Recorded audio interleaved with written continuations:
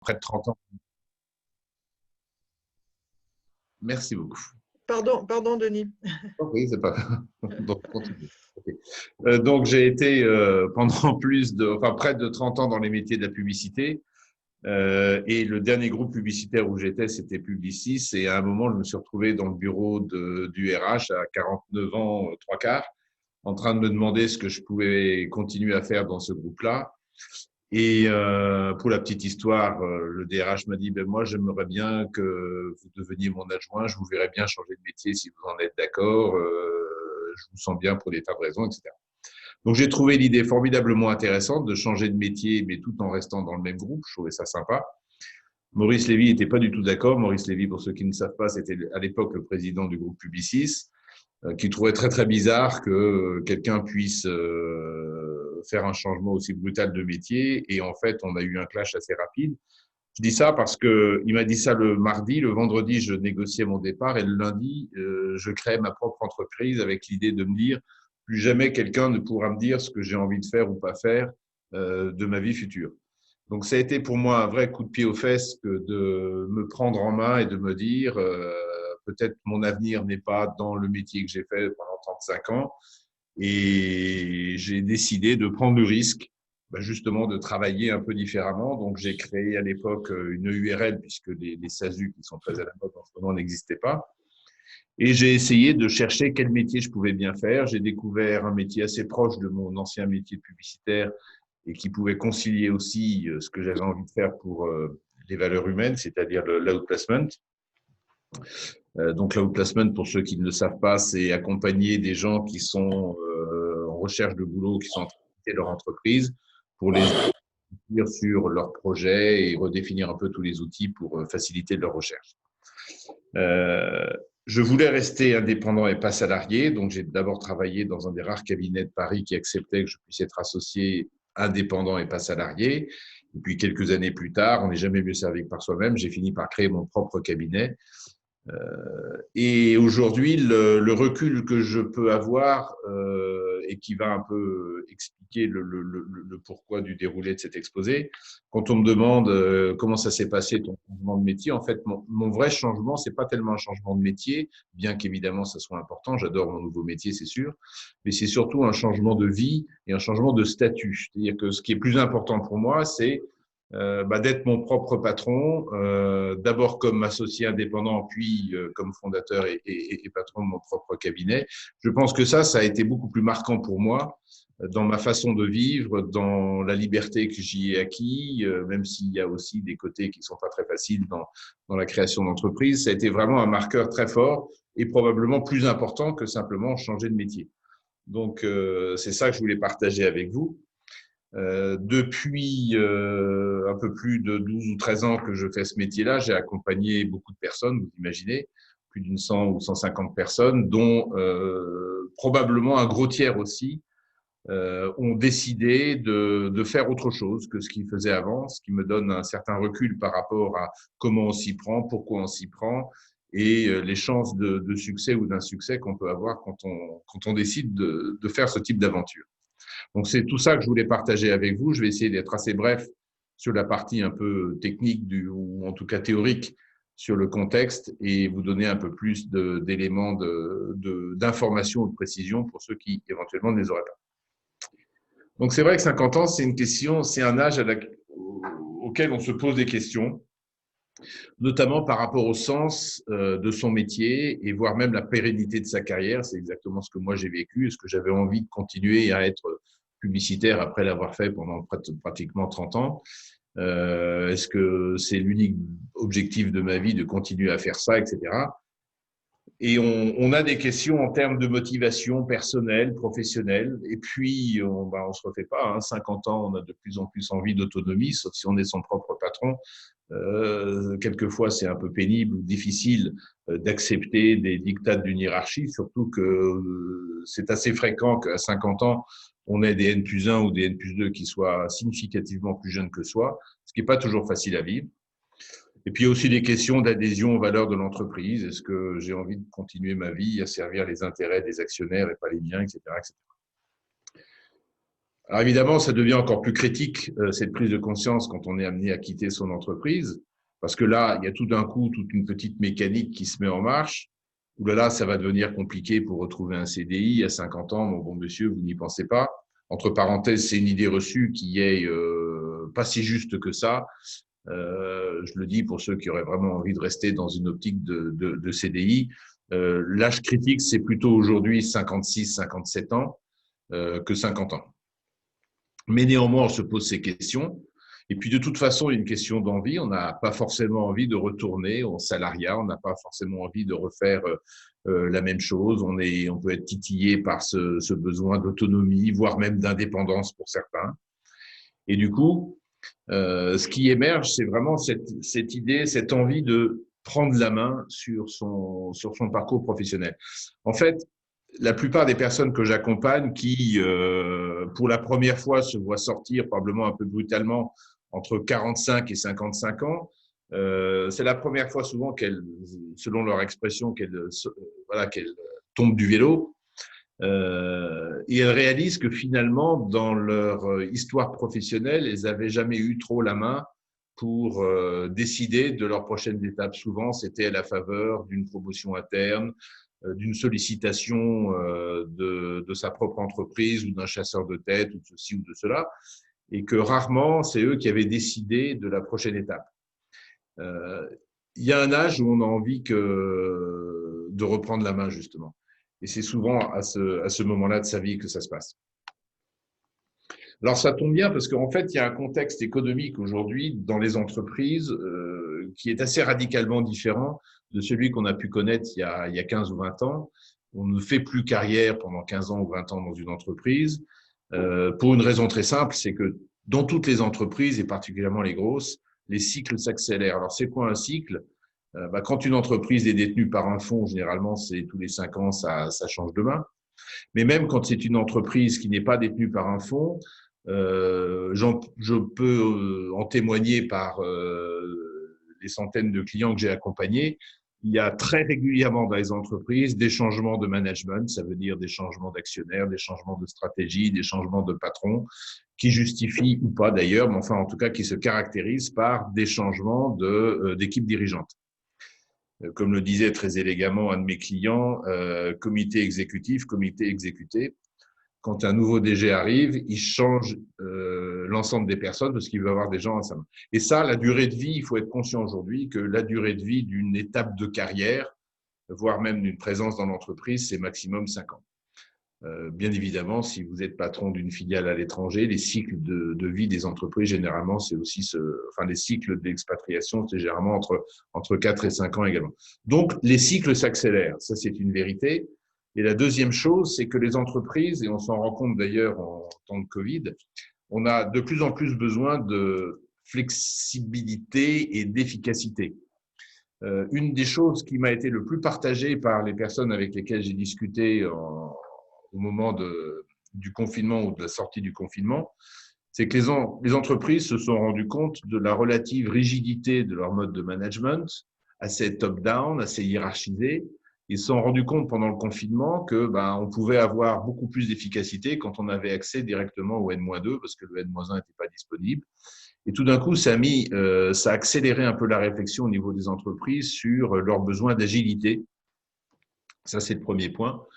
Et puis aussi, leurs besoins d'expertise. Les entreprises se rendent compte qu'il y a beaucoup de personnes, et notamment des cadres, qui sont des transmetteurs, mais qui ne sont pas forcément des faiseurs. Et donc, partant de ces deux caractéristiques-là, on peut se dire qu'il y a sur le marché beaucoup d'opportunités qui peuvent se présenter pour justement apprendre à travailler un peu différemment. Parce que les entreprises ont besoin d'expérience et de compétences fortes. Et en plus, il y a tout un pan de l'économie en France qui n'est pas forcément très bien servi par ces compétences et ces expériences, qui sont celles des PME et des ETI. Dans les grands groupes, on trouvera toujours suffisamment de monde pour avoir l'efficacité dont on a besoin. En revanche, dans les PME et les ETI, c'est beaucoup plus rare. Alors, ces évolutions, en fait, on commence à les observer. On a un certain nombre de cabinets d'études avec lesquels on est en partenariat qui nous informent un petit peu sur les études prospectives, comment ça va se passer, et notamment un de ces Big Five qui nous dit aujourd'hui, il faut s'attendre à ce que dans une carrière, on fasse 3 métiers différents. On aborde 4 statuts ou on endosse 4 statuts différents. Alors, statut, ça peut être salarié, mandataire social, actionnaire dormant, administrateur, etc. Et puis 8 à 12 entreprises ou entités différentes dans lesquelles on va bosser tout le long de sa carrière. Donc, il faut absolument aujourd'hui accepter l'idée que le changement est une partie intrinsèque, inhérente de notre façon de travailler. C'est absolument nécessaire. Et il faut du coup changer un peu son mindset et essayer d'avoir toute cette souplesse d'esprit pour apprendre à gérer différemment son employabilité, sa vie professionnelle. Alors, je mets volontiers le mot employabilité avant le mot vie professionnelle parce qu'en fait, c'est à nous de reprendre le manche, c'est à chacun de reprendre le manche de justement son employabilité pour pouvoir gérer sa vie professionnelle et pas laisser à l'entreprise le soin de décider pour vous la future promotion ou le futur chemin de sortie qu'elle aura envie ou pas de vous donner. Alors, tout ça, c'est bien joli, mais se pose la question de comment on s'y prend. Comment on s'y prend quand j'ai 50 ans et globalement, j'ai encore 15 ans devant moi de vie professionnelle avant de pouvoir prétendre faire valoir mes droits à la retraite. Donc, c'est d'ailleurs une des raisons qui fait qu'aujourd'hui, 50 ans, c'est plus l'âge charnière pour se dire au-delà de 50 ans, c'est foutu pour retrouver un boulot. C'est beaucoup plus aujourd'hui, cet âge est, j'allais dire, la barrière mentale a été reculée plutôt à 55, 58 ans parce qu'on sait qu'à 58 ans, on va pouvoir faire le pont.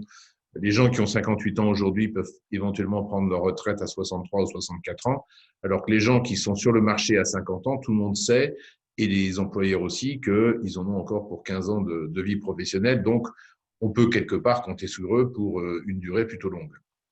Donc, la question qui se pose à 50 ans, c'est comment je vais m'y prendre. Alors, le conseil que je peux donner, c'est essayons de se poser les bonnes questions. D'abord, qui suis-je? Qu'est-ce que j'ai envie de faire? Qu'est-ce que je sais faire? Qu'est-ce que j'ai envie de plus faire aussi? Qu'est-ce que je suis capable de faire? Et tout ça, ça va être des questions qu'on va se poser pour définir un nouveau projet. Et j'associerai à chaque fois volontiers le mot de personnel et professionnel. Il y a dans notre jargon ce qu'on appelle le projet de la raison et le projet du cœur. Le projet de la raison, c'est peu ou prou rester dans la continuité de son métier d'aujourd'hui, même si on l'exerce de façon un peu différente. C'est je suis par exemple un financier, je peux continuer à grimper les échelons, passer de contrôleur financier, directeur financier adjoint ou directeur financier. Je peux éventuellement changer de secteur ou de changer de taille d'entreprise, mais je reste dans, on va dire, ma zone de confort ou de visibilité. Et puis, il y a le projet du cœur. Le projet du cœur, c'est un projet qui va titiller un peu, qui va nous amener à réfléchir et accepter de changer au moins 2 choses importantes parmi 3, qui sont le métier, le secteur et le type de statut que je vais avoir. Donc, ça veut dire que je peux accepter de garder mon métier, mais de travailler dans des secteurs ou des types d'entreprises de façon très différente et d'avoir un statut très différent. On aura tout à l'heure des témoignages par exemple, de Anne qui fait de la finance en temps partagé. Probablement, ça a été la prolongation de son métier d'avant, mais elle a choisi de le faire avec, je parle sous son contrôle évidemment, avec un statut et un type d'entreprise extrêmement différent de celle avec qui elle travaillait avant. Donc, c'est ça le projet du cœur. Ça peut être aussi associer une passion. Moi, j'ai des clients qui, par exemple, sortent de grands groupes, de grandes consos dans l'hygiène beauté. Enfin là, un des gros acteurs de l'hygiène beauté, il a 50 ans. Son métier, ça a été le marketing et la direction générale de BU. Il a une passion pour le vin. Et son projet prioritaire aujourd'hui, c'est de racheter un vignoble. Alors évidemment, ça peut être considéré comme une lubie, sauf que lui, il le considère comme un vrai projet professionnel. Et on a travaillé ensemble sur les opportunités ou les offres sur lesquelles il réfléchit. avec une vraie logique professionnelle de business plan, d'évolution de l'offre, d'innovation marketing qu'il peut faire, de travail sur la marque, etc., etc. Donc, il met ses compétences professionnelles au service d'un projet du cœur qui a un changement assez radical par rapport à ce qu'il avait toujours fait pendant ses 25 ou 28 ans précédents. Probablement, la chose la plus importante, c'est ce que je vais partager avec vous ici, c'est changer de mindset. Trop souvent, on est là pour faire un peu un trait d'esprit ou une boutade. La première chose que je dis à mes clients lorsqu'ils sont en recherche d'emploi, c'est la seule chose à éviter, c'est justement de chercher un emploi. Il faut absolument casser cette posture de je suis un salarié qui cherche un job auprès d'une entreprise et je vais caricaturer ça par ce petit dessin. C'est moi l'employeur qui décide pour toi le type de job que tu vas avoir et moi, salarié, ben, je suis quelque part dépendant de mon employeur en termes de périmètre de responsabilité, en termes de rémunération, en termes d'état d'esprit, d'ambiance de l'entreprise, éventuellement même d'évolution, de pérennité ou de durée de vie de mon job dans l'entreprise, etc. Que ce soit pour retrouver un job de salarié ou que ce soit pour aborder le monde du travail avec une façon un peu différente de travailler, le mindset dans lequel il faut, que je vous conseille vivement d'adopter aujourd'hui, c'est celui de contributeur, c'est-à-dire vous avez une expertise, cette expertise ou ce noyau d'expertise que vous avez envie de mettre en avant, comment vous pouvez le présenter à des entreprises en tant que contribution. Et du coup, vous allez être dans un rapport qui est un rapport beaucoup plus égalitaire qu'un rapport de force. Vous allez définir quelles sont les compétences qui vous caractérisent pour réfléchir ensuite quelles sont les entreprises qui ont des enjeux et donc des besoins qui correspondent à vos compétences pour focaliser votre recherche et vous présenter comme étant la bonne solution aux besoins de la personne en face. Alors dit comme ça peut paraître un peu simple, mais en fait, c'est un changement complet d'état d'esprit, puisque ce qui est important, c'est de savoir le type de compétences que je peux apporter face aux entreprises qui m'intéressent. C'est-à-dire que c'est vous qui restez du coup maître du jeu sur le choix des entreprises que vous allez caractériser, non plus simplement par des questions de taille ou de secteur, mais par des questions d'enjeux, de besoins, de personnalité, et aussi évidemment par la personnalité de l'interlocuteur avec lequel vous allez être amené à collaborer. Et c'est ce travail d'équilibre entre je ne cherche pas un job prédéterminé avec éventuellement l'aide ou l'intermédiaire plus ou moins bienveillant d'un chasseur de tête au milieu. J'essaye de savoir qu'est-ce que je peux apporter à une entreprise et je vais directement auprès de la personne qui a le besoin pour essayer de vendre, de valoriser ce que je suis capable de lui apporter. Dans un deuxième temps seulement, on va réfléchir à la modalité contractuelle, la façon de travailler. Si ce besoin est pérenne et que ma disponibilité est pérenne, ça s'appelle un CDI. Si les besoins est ponctuel et que ma compétence, que je suis OK pour travailler et délivrer de la compétence le temps du besoin, ça peut s'appeler une mission ou un part-time, ou etc., etc. Donc, ce qui est important, c'est vraiment de se dire, d'abord et avant tout, positionnons-nous sur le marché comme un apporteur de compétences et identifions les personnes auprès de qui je peux présenter ces besoins. Alors, une fois qu'on a fait ce travail-là sur le plan, on va dire, métier, il faut bien évidemment intégrer toute la dimension personnelle, parce qu'il est assez clair, comme je l'ai dit tout à l'heure, qu'à 50 ans, les drivers personnels sont plus les mêmes. On a besoin d'un peu plus de sens dans son métier. Alors évidemment, ce n'est pas que les plus de 50 ans. Moi, je suis assez frappé depuis 4-5 ans de la montée en puissance de cette dimension de trouver du sens dans son métier qui monte de façon très, très forte dans la hiérarchie des valeurs des personnes que j'accompagne.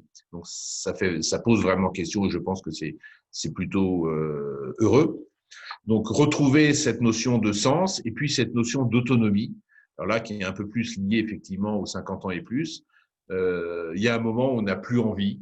On n'a plus envie d'être à la merci d'une entreprise ou d'un manager ou d'un N+1 qui me dit sans arrêt ce que je dois faire, et on a envie de s'exprimer. On a peut-être moins besoin de statut parce qu'on a déjà coché des cases. On a déjà coché la case de directeur ceci ou de VP cela. On n'a peut-être plus les mêmes besoins financiers. Hein, je l'évoquais tout à l'heure en début d'entretien, parce que on a fini de payer son appartement, parce qu'on a de moins en moins d'enfants à charge, parce que, etc. Et donc, on est prêt à aborder le monde professionnel avec un regard un peu différent. Alors, là, j'ai préparé un petit panorama des différentes solutions. Et du coup, quelles sont les différentes solutions qui s'offrent à nous? Au-delà du CDI, si je veux rester dans une relation avec l'entreprise, je peux avoir d'abord un rôle temporaire, donc ponctuel, c'est ce qu'on va appeler le management de transition. On aura tout à l'heure une personne qui nous parlera Frédéric, qui nous parlera de cela un peu mieux. Le share time, c'est-à-dire le temps partagé. Là aussi, il y a deux personnes qui vont s'exprimer sur le sujet. Où je peux choisir une compétence, une expertise clé de mon métier et j'en fais un peu le noyau dur de mon intervention. Et je deviens, par exemple, consultant expert sur un sujet très pointu. Moi, j'ai accompagné, par exemple, des DRH qui ont décidé de créer leur propre cabinet de conseil en optant pour l'un une compétence sur la formation, pour l'autre une compétence sur l'animation de l'ambiance de l'entreprise. Ça peut être un métier de conseil ou si l'entreprise a besoin de bénéficier de mon recul et de mon expérience, mais n'a pas besoin de moi d'un point de vue opérationnel, ça peut être un job d'administrateur. Alors, ce n'est pas forcément un job qui suffira pour être rémunéré, mais c'est une nouvelle façon aussi d'aborder le monde de l'entreprise. Sinon, il y a bien évidemment la voie de l'entrepreneuriat. On peut tout simplement soit reprendre une entreprise, soit reprendre une entreprise sous franchise parce que ça nous facilite grandement et ça accélère grandement les choses. Là aussi, je laisserai à Nathalie le soin de s'exprimer tout à l'heure sur ce sujet-là, où on peut décider, from scratch, de créer son entreprise. Alors, soit c'est une entreprise pour soi tout seul, soit ce que j'ai commencé à faire quand j'ai fait une URL, donc c'était ma propre entreprise, et je mettais mes compétences à la disposition d'un cabinet d'outplacement, et puis ensuite j'ai créé un cabinet. Et là, on est évidemment toute une équipe et la logique est plus la même, mais la volonté d'être le patron de son business reste la même. Et puis, il y a d'autres façons de travailler aussi qui ne sont pas forcément simplement pour gagner sa vie à tout prix, mais qui peuvent être aussi d'autres façons d'aborder le monde professionnel, peut-être en complément d'un métier principal. Ça peut être l'enseignement, le tutoring. Et beaucoup d'ailleurs de nos intervenants ce soir pourront aussi évoquer le fait qu'ils font un peu de l'enseignement, de la formation en complément de leur métier de base. Ça peut être aussi aider des jeunes pousses ou des startups dans des pépinières transgénérationnelles. Ça peut être aussi s'engager dans un mouvement associatif un jour par semaine, simplement pour faire bénéficier de son expertise une entité et nourrir un peu ce besoin de sens et de partage qu'on peut avoir. Donc voilà, à travers ce panorama, on voit qu'en fait, il y a plein d'opportunités et de façons de travailler qui s'offrent à nous. Il n'y a pas simplement que le fait de trouver un CDI absolument. Et d'ailleurs, dans la façon même, dans les statuts que proposent ces différentes options, on va voir qu'il y a plein d'options. On peut évidemment travailler en CDD dans le cadre, par exemple, d'une mission ou choisir le portage salarial. Pour ceux qui ne savent pas ce que c'est confier à quelqu'un le soin de vous porter et de facturer la mission pour vous et de récupérer les honoraires de la mission pour vous les transformer en salaire pour vous. On peut aussi décider, par exemple, dans le temps partagé, soit de facturer des honoraires, soit d'avoir des employeurs multiples. On peut décider aussi, si on est consultant et qu'on a assez confiance en soi, d'avoir une rémunération au résultat ou des jetons de présence dans le cadre d'un mandat d'administrateur, etc. Quand on est créateur d'entreprise, il y a deux voies possibles en fait. Soit on va facturer des honoraires et on peut se rétrocéder après du salaire comme dans le cadre d'une SAS ou d'une SASU. Ou alors on peut opter pour un deuxième statut d'indépendant. Donc TNS, cet acronyme veut dire travailleur non salarié. Là aussi, c'est dès qu'on commence à mettre le pied dans ce genre d'hypothèse, il y a beaucoup de personnes qui pourront vous aider évidemment à naviguer là-dedans et à faire le bon choix. Et puis, au regard de la slide précédente, quand je disais qu'on pouvait aider des jeunes pépinières ou des jeunes startups, on n'est pas obligé de se faire rémunérer en salaire. On peut tout à fait convenir d'une part d'equity à terme. Et si l'entreprise fonctionne bien, bah, ça peut générer pas mal de choses. Ou alors, tout simplement, travailler, notamment dans le monde associatif, sous forme de bénévolat. Donc, encore une fois, le panorama ici est très large et je vous engage vivement à considérer que tout est possible à partir du moment où vous êtes assez conscient de qu'est-ce que vous avez envie de mettre en avant comme compétence et auprès de qui vous avez envie de le faire. Bien évidemment, tout ça n'est pas très facile. Il y a des incontournables. Il y en a trois qu'il faut absolument apprendre à maîtriser. La première, c'est apprendre à se vendre. C'est vrai que vous allez, on va dans ce cadre-là la plupart du temps s'adresser à des gens qui ne connaissent pas ou peu. Quand on négocie une promotion interne en entreprise, on peut présupposer que l'entreprise vous connaît bien, ou en tout cas elle a un dossier sur vous. Il y a des témoins qui sont faciles à solliciter. Alors que quand vous allez aborder une nouvelle entreprise, un nouvel employeur ou votre futur client, il faut apprendre à se vendre pour le convaincre de la valeur ajoutée de ce que vous pouvez lui apporter. Alors, vous me donnez une toute petite seconde puisque je vois qu'on a coupé l'électricité, donc je reviens tout de suite.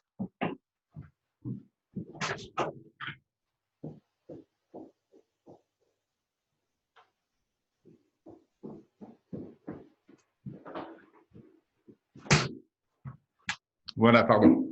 Donc, première chose, apprendre à se vendre. Deuxième chose, apprendre du coup à faire du commercial, c'est-à-dire qu'il va falloir aussi trouver ses clients, apprendre à les identifier, faire des démarches de réseau pour essayer de rencontrer la bonne personne et essayer de convaincre. Et puis, un troisième élément aussi qui n'est pas le plus facile quand on est indépendant, c'est d'accepter l'irrégularité des revenus. Une des choses les plus difficiles à faire quand on a été salarié pendant longtemps, c'est de ne plus raisonner sur l'échéance du mois, parce que tous les mois, on a un revenu plus ou moins régulier, mais sur une échéance annuelle, qui est celle de, en fait, son chiffre d'affaires de l'année. Il faut se décrisper par rapport à ça, il faut être détendu, c'est le lot de tous les commerçants, de toutes les professions libérales, etc. Donc, quand on est salarié, ça paraît un peu étrange, mais quand on est plongé là-dedans, on s'y fait assez vite. Mais en tout cas, c'est un changement là aussi de mindset qu'il faut accepter, qu'il faut intégrer et qui est à l'expérience, en tout cas, relativement facile à maîtriser. Bon, ça, je vais passer assez vite, mais vous aurez la slide dans le diaporama. C'est les différents statuts qu'on peut choisir quand on cherche à créer une entreprise. Et je terminerai par la conclusion de tout ça. En fait, la conclusion, c'est à quoi ça sert de faire tout ça? Ça sert à gagner plein de choses. Ça sert à gagner de l'autonomie. Ça sert à gagner de la responsabilisation, c'est-à-dire que quand on se vend soi ou quand on vend une prestation que l'on porte, on se sent beaucoup plus responsable, on se sent beaucoup plus investi par rapport à la personne à qui on s'adresse et à qui on vend cette prestation. Généralement, on y trouve beaucoup plus de sens, beaucoup plus de passion également, de la maîtrise, de la reconnaissance par rapport à l'apport qu'on va donner à une entreprise. Et on sait que c'est très, très gratifiant d'avoir une entreprise qui vous remercie ou d'avoir un client qui vous remercie de l'aide que vous lui donnez par rapport à un employeur qui trouve juste normal que vous bossiez 12 heures par jour pour lui. Après tout, vous êtes payé pour ça, il n'a pas besoin de vous remercier, ça sert à quoi? De l'épanouissement et étrangement de la sécurisation de mon business. Une des conclusions que j'aurais envie de partager avec vous, c'est qu'aujourd'hui, la façon peut-être la plus sûre de travailler, ben, c'est plus forcément le salariat.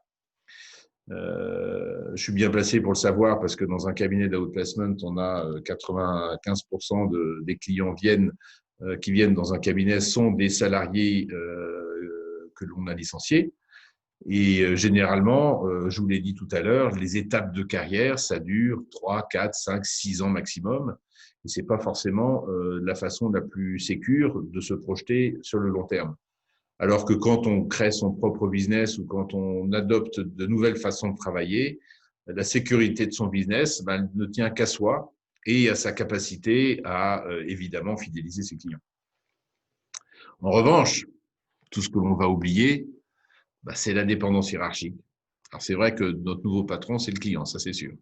Mais quand même, la dépendance hiérarchique, la rivalité, les jeux politiques, les conflits d'ego, les réunionites, les concurrences internes, le fait du prince. Enfin, en gros, tout ce qui a fait que j'ai claqué la porte de Publicis quand, il y a quelques années, on m'avait empêché de faire ce que j'avais envie de faire. Tout d'un coup, tout ça s'est remonté avec tellement de force que je me suis dit, c'est plus possible de continuer comme ça.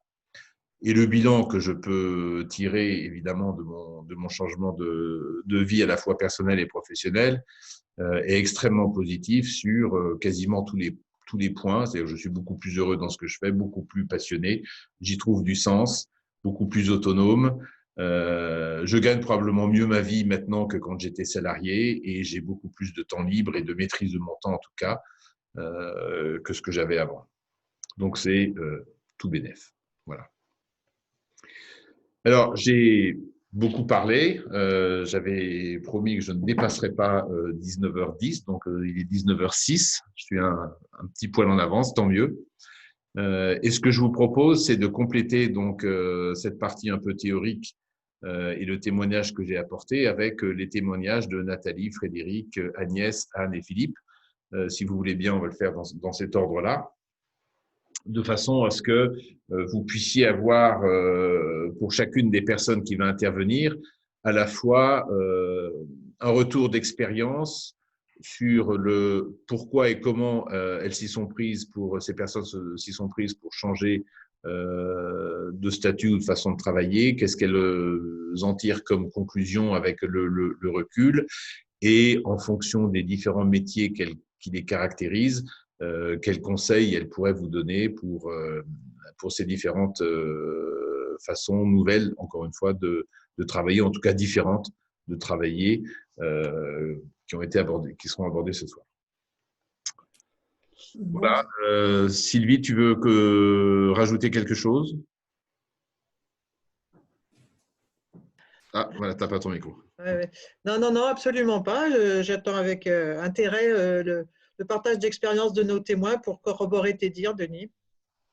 OK. Ou les infirmer.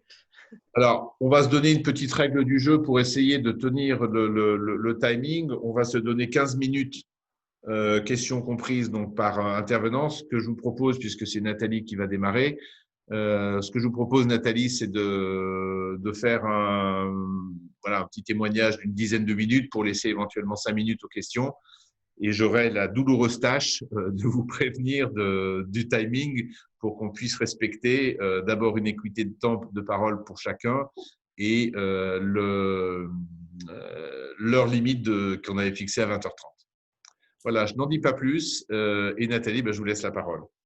Merci beaucoup et merci pour votre exposé que je trouve, voilà, je m'y suis retrouvée également, donc je ne vais pas infirmer beaucoup de choses, au contraire, je trouve que ce qui a été dit est très intéressant. Donc moi, je suis Nathalie Valette et je suis aujourd'hui consultante en recrutement de franchisés et également dans le lancement et dynamisation de réseaux de franchise. Donc, je fais partie du réseau d'experts Framboise, qui est donc un réseau de concessionnaires, pour être très précis juridiquement. Et donc, j'ai créé mon entreprise pour faire partie de ce réseau et de cette belle aventure. Donc, en fait, mon métier, c'est pour que vous compreniez aussi que, en fait, je navigue entre les deux, puisque moi, j'accompagne voilà, des candidats qui sont donc, qui vont être des futurs franchisés, et j'ai moi-même fait ce parcours.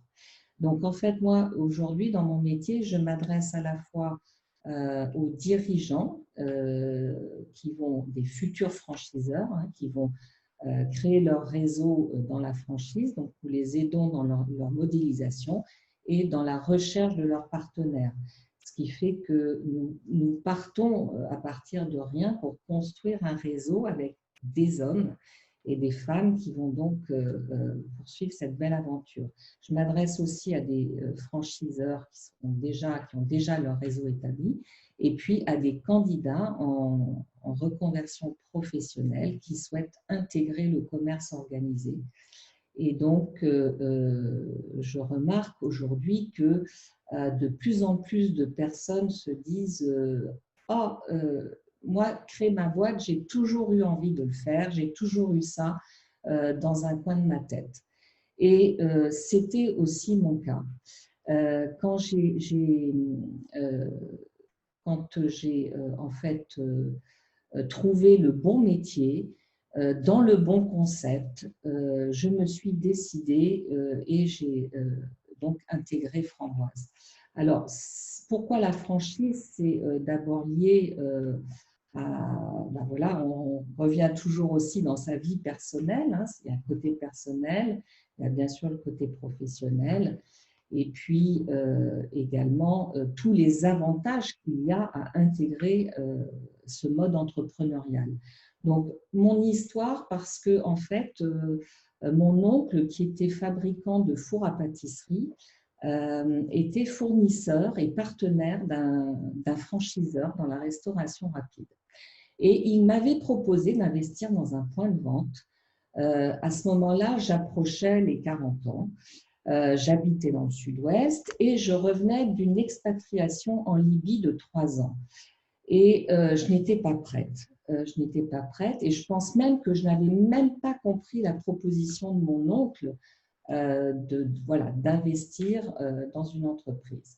Quel dommage. Je dis ça voilà, au cas où il y ait des personnes de moins de 50 ans qui nous écoutent. Donc, quelques années plus tard, je suis donc de retour à Paris. J'ai intégré, donc, je travaillais au développement des partenariats au sein d'une école de commerce.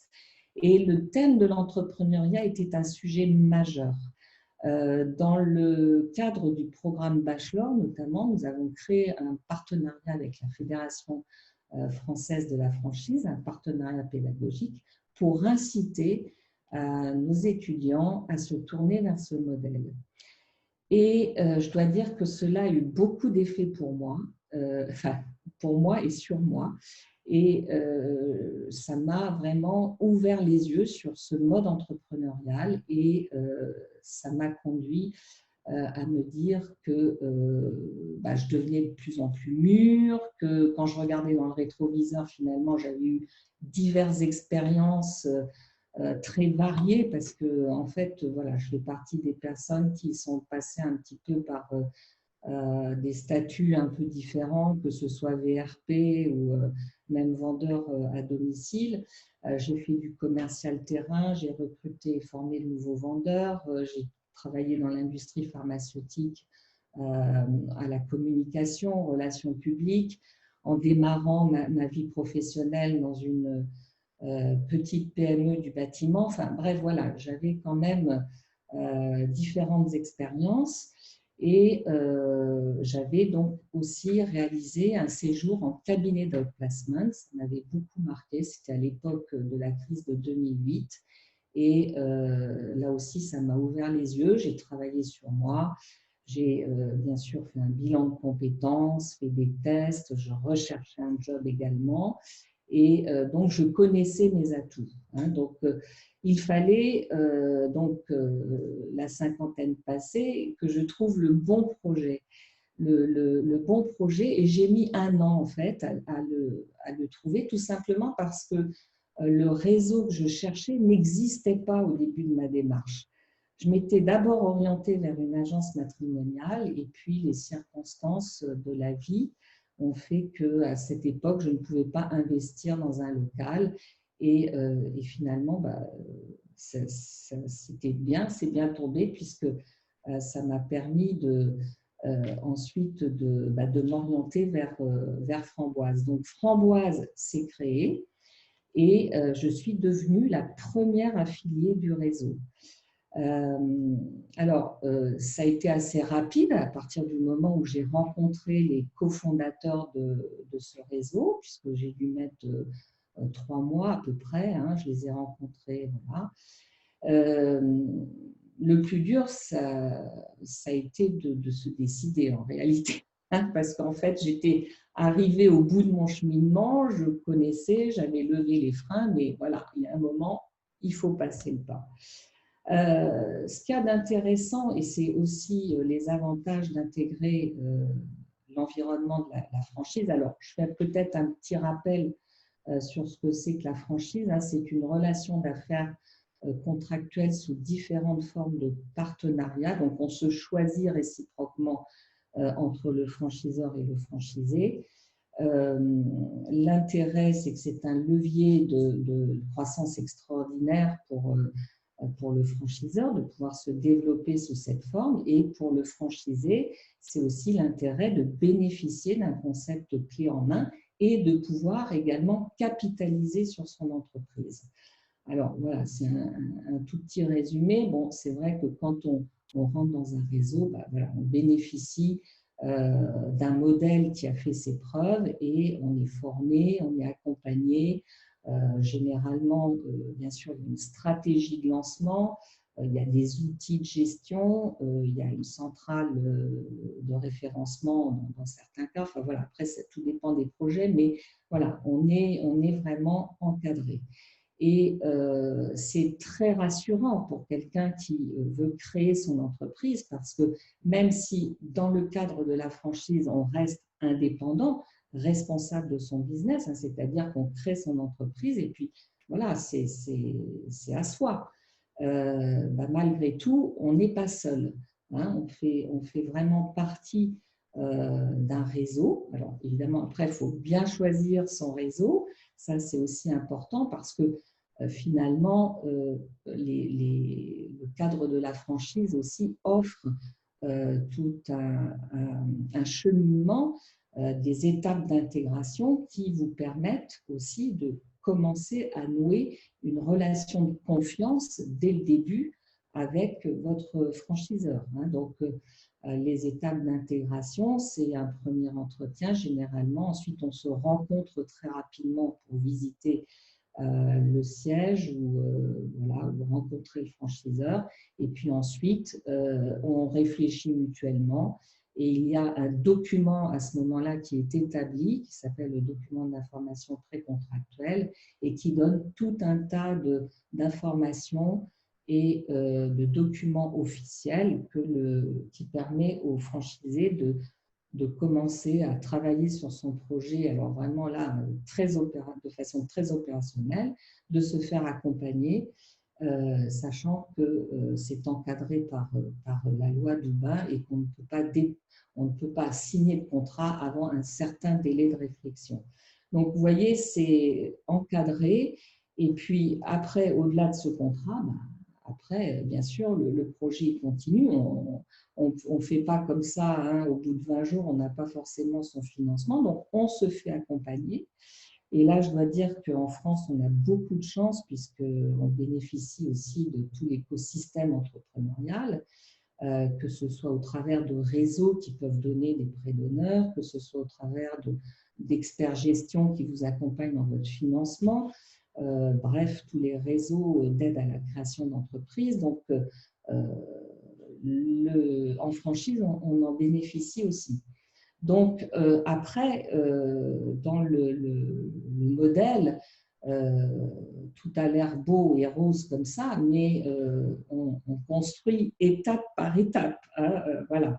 Hein, il y a des projets qui prennent 1 an. Hein, moi, j'ai rencontré des candidats, ils ont mis 1 an pour construire leur projet. Il y en a, c'est 3 mois. voilà, tout dépend aussi du choix que l'on fait. Ce qu'il me paraît important, c'est surtout déjà à la base, et je pense que c'est vraiment, ça rejoint ce que disait Denis par rapport au projet de cœur, c'est vraiment de choisir un projet où on a envie d'y aller, où on a vraiment un coup de cœur pour le métier. Les finances ne font pas tout, hein. Si on a vraiment envie de se lancer dans quelque chose, on trouvera le financement. Il y a aussi des aides par rapport à ça. Donc voilà, pour moi, c'est ça le plus important. Et à la fois en tant que conseil et en tant que franchisé, intégrer un réseau, c'est avant tout de l'humain. C'est-à-dire que vous n'allez pas, je pense, enfin en tout cas, je ne vous conseille pas intégrer un réseau où vous ne vous entendez pas avec, vous n'avez pas le feeling avec le franchiseur. Ça, c'est extrêmement important. Et moi, si j'y suis allée, c'est parce que quand j'ai eu signé mon DIP, que le délai était passé, que j'avais été voir mes conseils, que mon mari était d'accord, que voilà, mes copains qui étaient dans la partie avaient donné le feu vert, oui, il fallait y aller. Et là, c'est le franchiseur, donc Jean-Luc, un des cofondateurs de Framboise, qui m'a dit mais allez-y, allez-y. Voilà, vous allez vous éclater. Et Nathalie, excusez-moi, où est-ce qu'on peut trouver un panorama de la franchise pour ceux que ça pourrait intéresser? Où est-ce qu'ils peuvent se renseigner sur ce qui existe? Tout simplement, alors ils peuvent aller sur notre site, hein, Framboise Consulting, où là, on a donc le site qui reprend tout ça, et puis notre site 100 000 franchises, qui est plutôt destiné aux candidats, où là, c'est classé par activité, par apport, enfin voilà, c'est un site qui est très bien fait, qui donne aussi toutes les actualités de la franchise, qui donne également des informations sur les contrats, les types de contrats, enfin voilà, différentes informations comme ça, et puis aussi s'adresser à la Fédération française de la franchise, où ils organisent voilà, régulièrement des choses. Et les candidats peuvent également, ceux qui sont très intéressés, passer par les sites spécialisés de franchise sur lesquels il y a également toutes les fiches des concepts de franchise qui sont répertoriés, puisque les franchiseurs communiquent sur ces sites-là, et toutes les personnes intéressées peuvent déjà aller se renseigner et demander de la documentation via ce biais. Hein, voilà. Donc, il y a l'Observatoire de la franchise, toute la franchise, franchise directe, voilà ce type de site annuaire.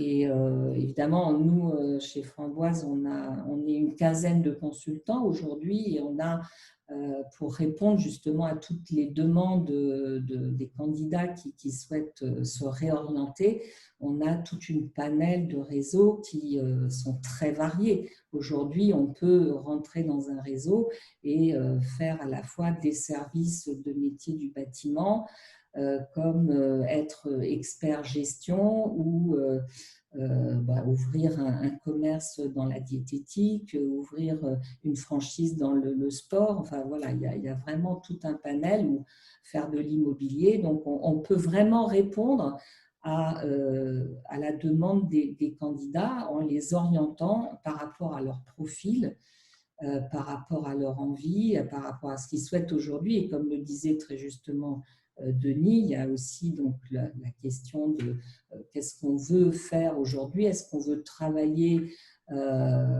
chez soi? Est-ce qu'on veut garder du contact? Est-ce qu'on veut être en B2B, en B2C? Enfin voilà, il y a plein de choses qui peuvent se présenter. Est-ce qu'on veut avoir pignon sur rue avec un local? Voilà, il y a vraiment différentes choses, et on est là vraiment pour aider les personnes à trouver le bon projet. Merci beaucoup, Nathalie. Je suis désolé, je vais revenir dans le maître du temps. Donc, on est dans les temps. Donc, merci de cette intervention et de cette explication de texte sur les métiers de la franchise. Je voudrais maintenant donner la parole donc à Frédéric. Denis, peut-être qu'il y a une ou deux questions sur la franchise rapidement. Rapidement, parce que sinon on va Ouais. déborder, mais OK. Je ne sais pas s'il y a… Nathalie a donné beaucoup d'informations. Oui, après, les personnes peuvent me contacter. Hein, c'est pas… D'accord. Si vous êtes partante, OK. Pas À de leur problème. disposition. Hein. Ils ont mon numéro, je suis sur LinkedIn. Enfin, voilà, il n'y a pas de problème. Merci beaucoup. Framboise, c'est facile à retenir comme nom. Exactement. De toute façon, il n'y a pas vos coordonnées, mais il y a le nom de Framboise dans le document PowerPoint. Frédéric, sur le management de transition. Frédéric est là. Voilà, je suis là. Bonjour, bonsoir à tous. Donc, effectivement, moi, je vais vous parler plus particulièrement du management de transition. En fait, j'interviens ce soir, merci à Sylvie en tant qu'ancienne de l'EMU, mais en gardant les alumni, en fait, je représente deux écoles puisque je suis aussi passée par les mines de Douai, donc alumni intermine. Voilà. Donc, moi, ce que je vous propose, c'est que je vais me présenter un petit peu en quelques minutes, assez rapidement. Ensuite, je vais vous dire comment je perçois le management de transition, qu'est-ce que le management de transition, et puis ensuite, quels sont ses avantages et ses inconvénients. Et essayer de laisser 5 minutes pour vos questions éventuelles. Donc, moi, Frédéric Prévost, j'ai 58 ans, je suis mariée, j'ai un garçon de 18 ans. Je dirais d'un point de vue professionnel, ma carrière se découpe, on va dire, en 2/3 où j'ai fait du commerce, du business développement, patron de business unit dans des grands groupes, plutôt sur des marchés industriels.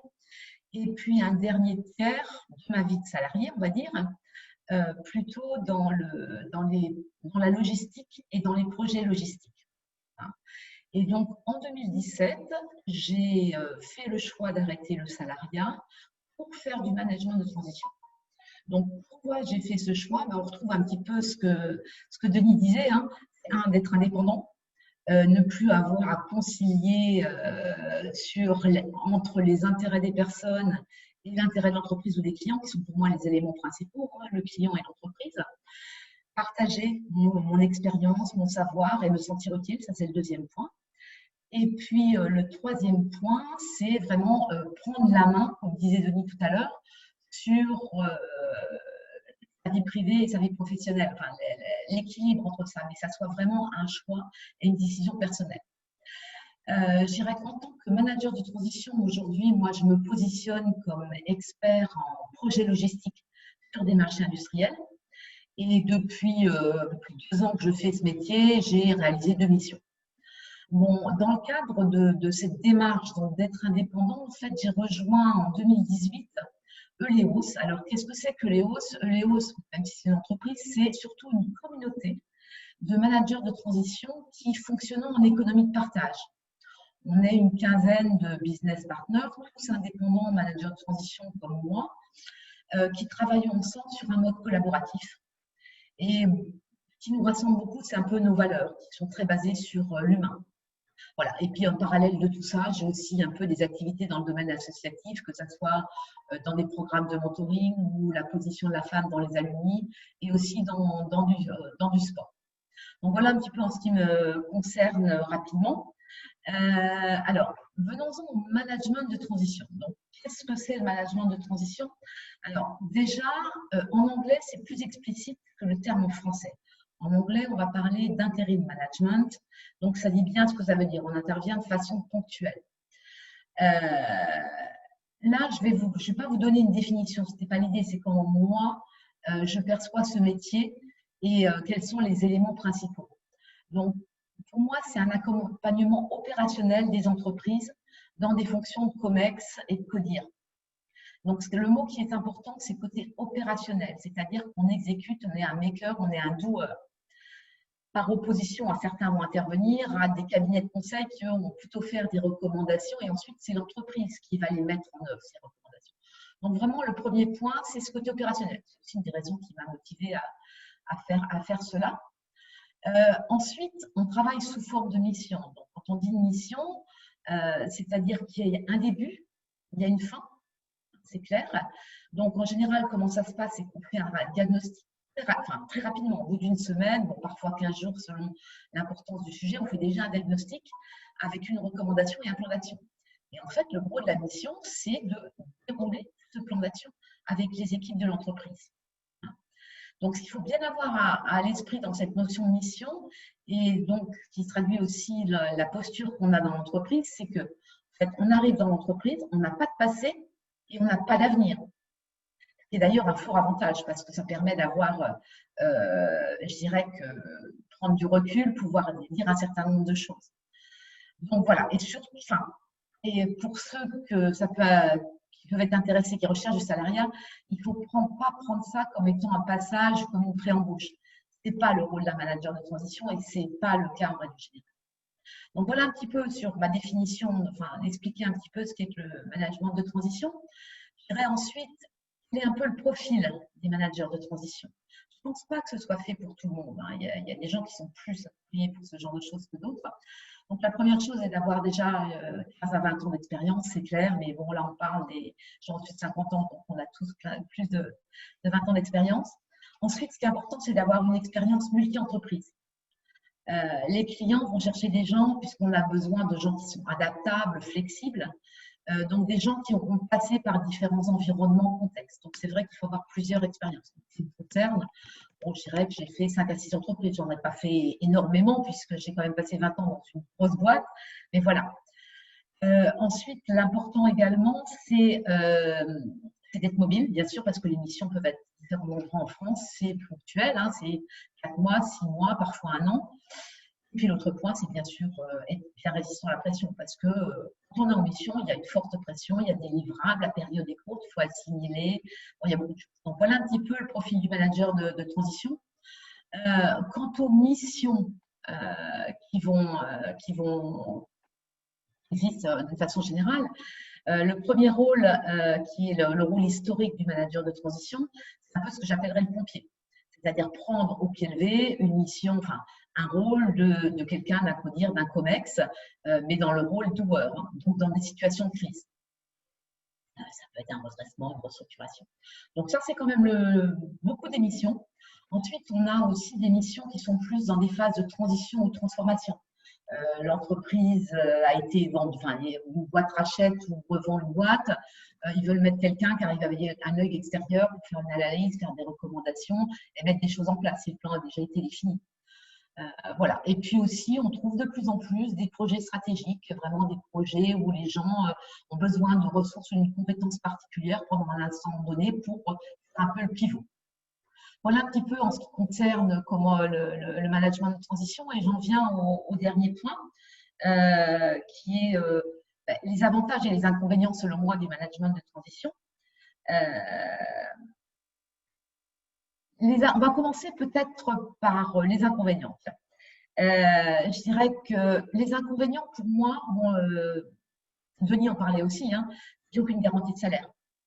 Il y a des périodes où vous bossez, il y a des périodes où vous êtes payé, et il y a des périodes où vous avez une intermission. Donc, voilà, c'est quelque chose qu'il faut être prêt et être serein sur vos attentes financières, pour savoir les gérer annuellement, etc. C'est important, sinon on n'est pas bien dans cette mission-là. Il faut être conscient qu'il peut y avoir des intermissions qui sont longues. Moi, par exemple, là, avec le Covid, ça n'a pas arrangé les choses, mais ma dernière mission date, enfin, la fin de ma dernière mission date un peu plus d'1 an. L'autre point aussi, l'inconvénient, c'est vrai, quand on est en entreprise, on bouge de poste par opportunité, mais c'est pas facile de le vendre. Denis le disait. Entre chercher à se vendre soi, même si on a un commercial dans l'âme, c'est pas la même chose. Et ça, il faut apprendre à le faire. Ensuite, le plus dur dans le management de transition, c'est pas de faire une mission, parce que ça, on est des experts, on sait le faire, on l'a fait en entreprise, on l'a fait dans le cadre de mission. C'est trouver des missions. Donc, n'hésitez pas, si c'est quelque chose qui vous intéresse, d'utiliser tous les canaux, vos réseaux professionnels, qui est par là où il y a le plus de... où il y a quand même le gros des missions, les cabinets de management de transition qui sont spécialisés, mais ils ont plus de candidats que d'offres. Donc, il faut utiliser toutes les voies possibles. Et puis, le dernier point en termes d'inconvénients, c'est le risque d'isolement. C'est vrai qu'on est seul. Et moi, c'est pour ça que j'ai rejoint le LOS dont je vous parlais tout à l'heure. Mais c'est bien de se retrouver en groupe et puis travailler en commun. Mais ça, faut simplement être conscient comment vous gérez ce risque d'isolement et que vous compensez ça. En ce qui concerne les avantages, ben bon, ça a un peu été dit aussi par Denis dans sa présentation initiale, c'est qu'on est indépendant, c'est clair.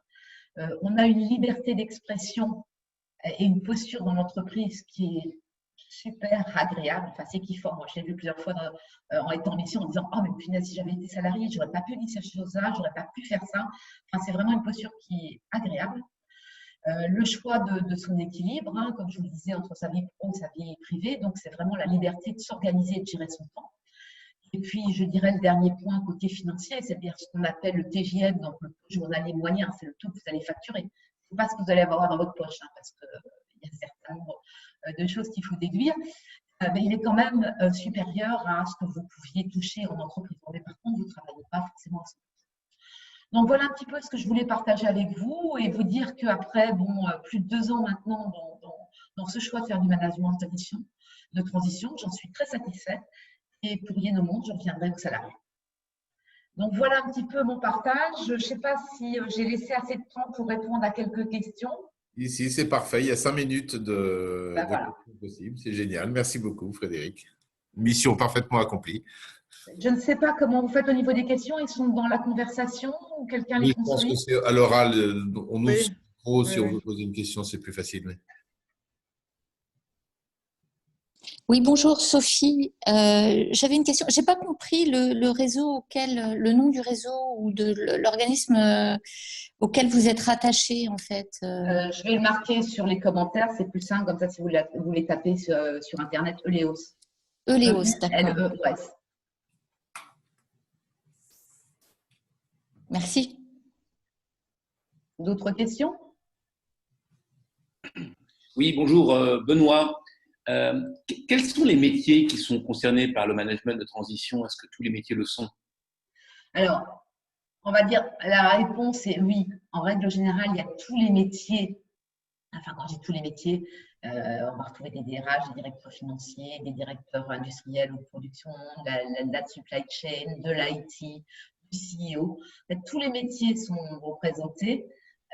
Par contre, la demande n'est pas la même dans tous les fonctions. Il y a beaucoup de gens qui se positionnent comme CEO, ou etc., quelle que soit la taille, hein, enfin, plutôt dans des PME ou des PMI. Il y a beaucoup de gens dans ce domaine-là. Il y a pas mal de missions, mais ce n'est pas forcément le plus. Il y a pas mal de missions, notamment en DRH, notamment dans le contexte actuel, c'est vrai. Des missions de DSI aussi. C'est vrai que moi, dans la supply chain, il y a quand même pas mal de besoins. Donc, on trouve aussi des missions. C'est moins fort que les DSI ou les DRH. Bon, par contre, il y a des missions qui sont moins bien représentées. Je pense, moi comme j'ai fait pas mal de commerce, au début, je m'étais posé la question. Les fonctions de direction commerciale, c'est moins demandé. Les gens ont du mal à externaliser ce genre de choses. Donc, selon les positions, il y a plus ou moins de demandes.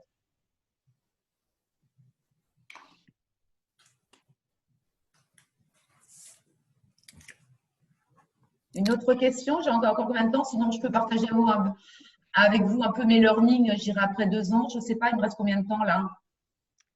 Il reste 3 minutes. Oui. Alors, s'il n'y a pas une autre question, oui, ce que je peux partager aussi avec vous, c'est d'avoir fait pendant 2 ans un petit peu ce que mes learnings et mes recommandations, un petit peu, c'est déjà, en tant qu'individu, ayez confiance en vous. Enfin, ça, c'est vrai pour le management de transition, mais c'est vrai d'une façon générale. Et dans ses capacités, c'est vrai quand on soit on dit tiens, il y a cette mission, on se dit ah ouais, mais ça, est-ce que je vais savoir faire ou pas? Mais oui, vous saurez faire. De toute façon, le manager de transition, on le cible étant surdimensionné par rapport à la mission. Donc, ne vous posez pas cette question. Si on vous contacte, ça veut dire que les personnes en face, ils ont vu un peu ce que vous faisiez, vous en êtes capable. Vous dites oui. C'est le premier point. Deuxième point, c'est quand vous présentez en version très très courte. Vraiment, ce qui est important, c'est de mettre en une ligne, enfin en une phrase, vraiment votre expertise, pour que les gens mémorisent. Moi, je suis expert en direction de projet logistique dans le milieu industriel. C'est important d'avoir vraiment cerné et de vous positionner. Mais dit de ne pas rester seul, parce que je trouve que de toute façon, on est toujours plus fort à plusieurs que tout seul. Et puis, c'est vrai qu'on retrouve, quand on est indépendant comme ça, souvent, on a un peu des activités, on peut avoir des activités complémentaires. Bon, moi, par exemple, avec le Lyon, là, bon, j'ai suivi un petit peu des stagiaires, il y en a qui font de la formation. Donc, c'est toujours bien de jouer sur plusieurs tableaux. Voilà un petit peu mes recours. Ok, ben écoutez, merci beaucoup. Merci Frédéric. Donc, ce que je vous propose, c'est qu'on aborde maintenant une autre facette, peut-être pas assez connue, de la façon de travailler, qui est le temps partagé. Donc, il y a deux témoins ce soir sur ce métier-là, Agnès et Anne. Je ne sais pas si on démarre par Agnès ou par Anne. Sylvie, tu voulais… On pensait que c'était mieux de faire intervenir Anne avant D'accord. et Agnès ensuite, qui avait peut-être une On vision plus discutera. générale sur d'autres métiers. Ok. Eh bien, donc, Anne, à vous la parole à ce moment-là pour nous parler donc du share time ou temps partagé. Merci et merci à Sylvie pour l'invitation. Donc Anne-Étienne, j'ai d'abord démarré ma carrière comme beaucoup dans le monde du CDI avec 25 ans d'expérience dans la finance, dans des entreprises, comme on dit aujourd'hui, brick and mortar, hein, donc l'économie traditionnelle dans différents secteurs, et 10 ans d'expérience opérationnelle, tant dans la logistique que dans les achats et le service client, et même un petit passage au marketing. J'ai ensuite, après, dans ma dernière expérience où j'étais retournée en finance pour la mise en place, qui aurait pu être une mission de manager de transition, la mise en place de SAP dans une des filiales, la plus grosse filiale du groupe dans lequel j'étais, qui est effectivement une mission très dense, comme souvent le sont les missions de management de transition. Et là, je me suis dit, je ne sais plus vraiment ce que j'ai envie de faire au sein de ce groupe. Et puis, les directions aussi et les valeurs peuvent évoluer aussi dans un groupe. L'arrivée de SAP peut aussi d'ailleurs faire en sorte de changer la structure d'un groupe. Et donc, nous nous sommes séparés et c'était pour moi une chance extraordinaire que finalement de me libérer de ce salariat et d'avoir en plus l'opportunité de bénéficier d'un cabinet d'outplacement avec Oasis et qui m'a permis en fait de faire une vraie démarche sur moi, sur ce que je souhaitais, ce que j'avais envie vraiment de faire et du coup de m'ouvrir également sur la nouvelle économie. J'ai adhéré à Femmes Business Angel, donc je fais partie du comité de sélection de start-up. J'ai également adhéré au groupe Femmes et Sociétés de Sciences Po qui me permettait d'accompagner des jeunes femmes en master juste à leur entrée dans la vie professionnelle pour les aider à faire le bon choix, à éviter à dépasser le plafond de verre et à être en support. Et ma première mentorée, que je suis encore aujourd'hui, 7 ans plus tard, a d'ailleurs ensuite créé son entreprise, une entreprise à succès qui s'appelle Artips, il y a 7 ans. Et du coup, en fait, j'ai aussi découvert les bénéfices de cette ouverture et de ce réseautage pour réfléchir encore plus à ce qui me convenait et ce que j'avais envie de faire. Et avec un objectif majeur qui était « je veux retrouver du sens », comme beaucoup. Alors, je me suis dit, retrouver du sens, est-ce que c'est vraiment en étant dans la fonction financière qu'on va retrouver du sens ? Non, je me voyais plus être en train de reprendre mes études, devenir directeur de développement durable.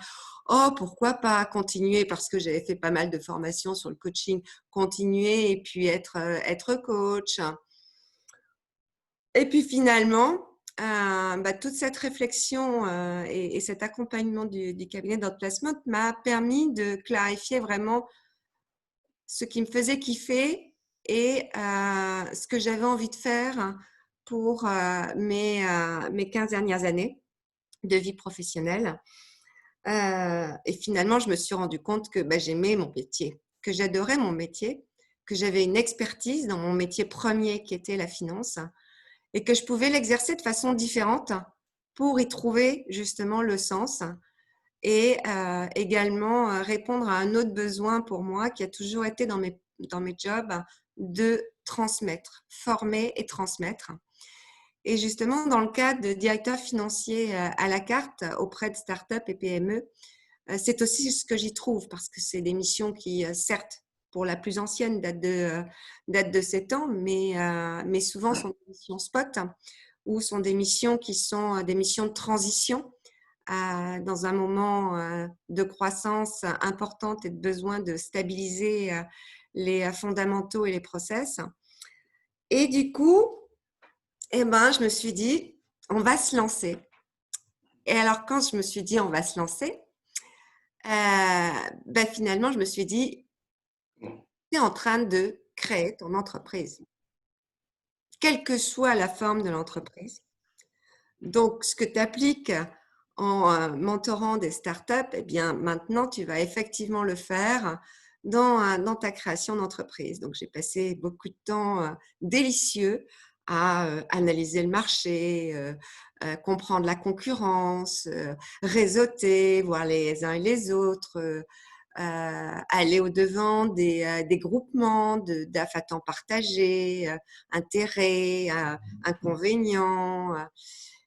Et j'ai ensuite tout simplement défini mon offre. Je me suis positionnée. C'est quoi mon offre? C'est quoi ma proposition de valeur?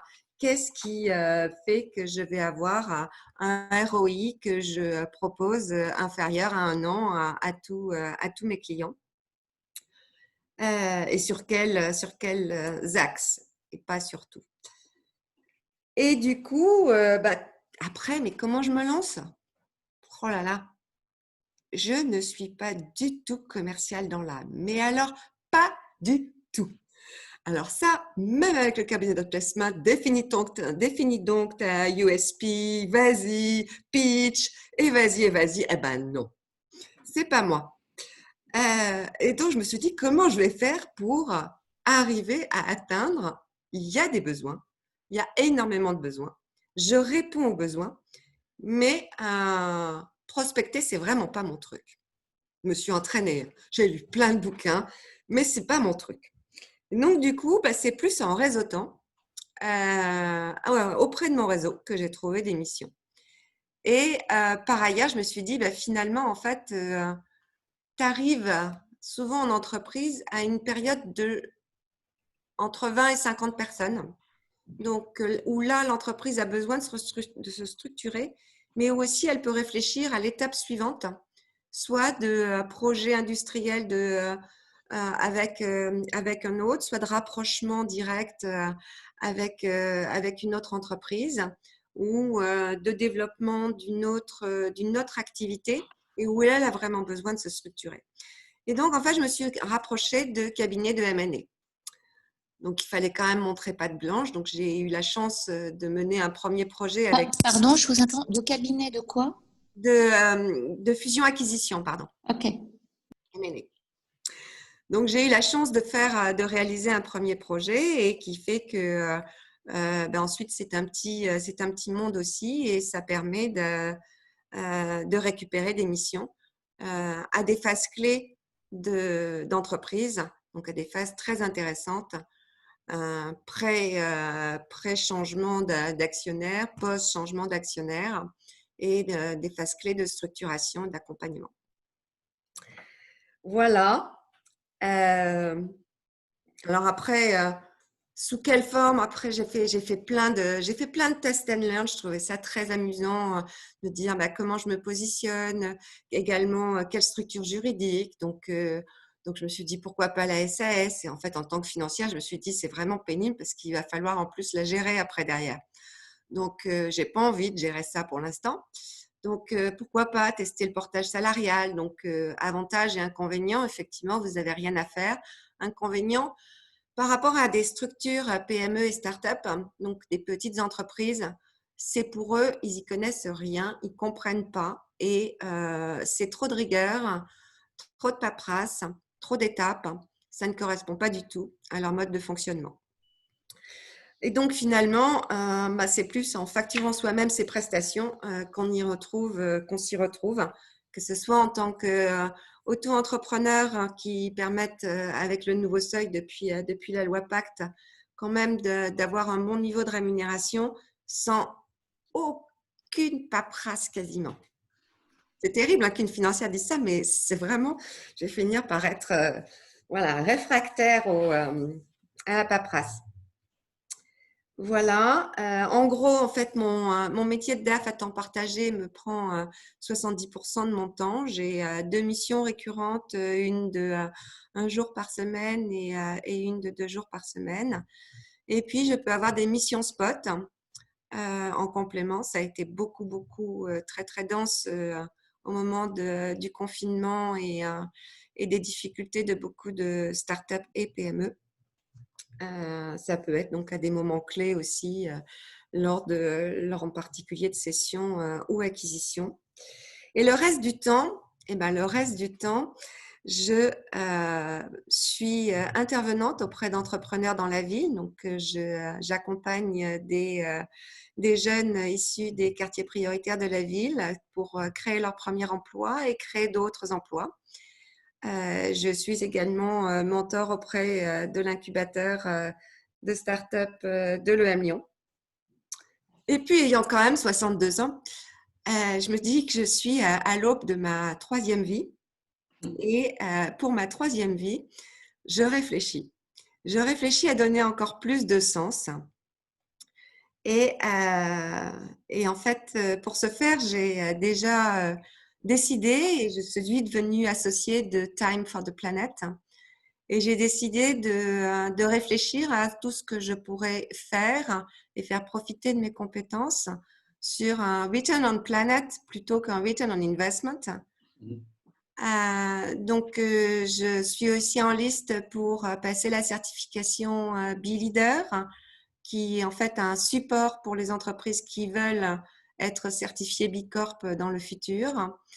Et puis, pourquoi pas être expert agréé aussi, puisqu'on me l'a proposé auprès d'un autre organisme qui s'appelle Global Climate Initiatives.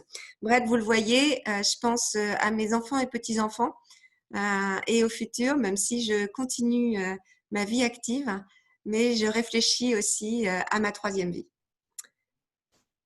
Je pense que sur les difficultés et leçons apprises, c'est un peu la même chose que ce que vous avez entendu au préalable. J'y rajouterai juste un point qui pour moi était difficile, c'est de viser juste dans sa tarification et donc dans le temps nécessaire pour réaliser ses missions. Et gérer différentes missions en parallèle, contrairement au management de transition, ça a été pour moi aussi très difficile. Merci de ce témoignage. Il reste 4 minutes pour échanger avec certaines personnes qui voudraient vous poser des questions. Je sais qu'il y en a déjà une qui a été écrite, quel est le nouveau seuil du statut d'entrepreneur? 70 000 euros. 70 000 euros. Pour de la prestation. Ok. Est-ce qu'il y a d'autres questions que vous pourriez poser avec le micro? Je vois qu'il y a une conversation technique sur l'auto-entrepreneuriat. Donc, on peut aussi opter pour la TVA, mais voilà. Donc,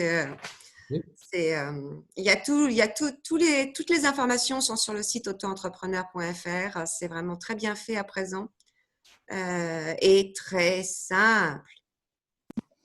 Un peu comme tout à l'heure, Sophie, est-ce qu'il y a des métiers qui sont plus recherchés que d'autres dans ce que vous pouvez observer dans les différentes entreprises?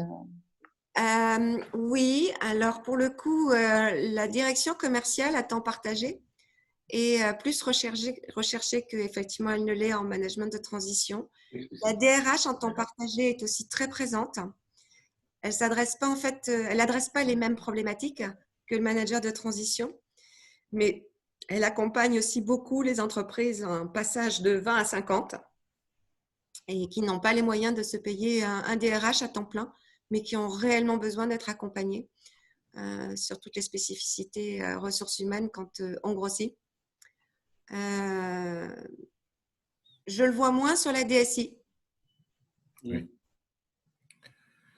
Et je ne le vois pas sur la DG. Ben, je propose de prolonger cet échange. Merci beaucoup, Anne, avec Agnès, qui est aussi au cœur de ces métiers, mais pas que. Donc, il va nous donner Oui, un merci. commentaire. Ouais. Merci, Dani. Et merci, Sylvie, de l'invitation. Effectivement, moi, j'ai créé en 2014, après une longue période, enfin, oui, une relativement longue carrière dans la publicité. J'ai effectivement changé de vie aussi. Alors, je ne suis pas moi-même en directeur ou directrice à temps partagé, bien que je fasse des missions chez certains clients, mais j'ai créé en 2014 Référence DSI.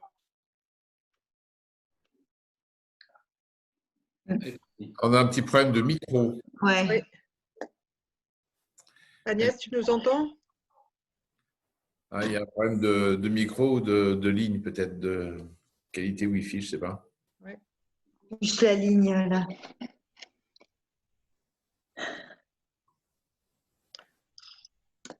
Ah, que fait-on? Agnès, est-ce que vous êtes là encore? Je n'ai pas l'impression qu'elle nous entende. Bah oui. Une question pour Anne, si on a une minute en attendant qu'Agnès nous rejoigne. Bonne idée. Oui, tu parlais, enfin excuse-moi, oui, tu parlais de la période Covid où il y avait pas mal de choses qui étaient, quelles étaient un peu les missions en temps partagé pendant la période Covid au niveau des PME et des PMI.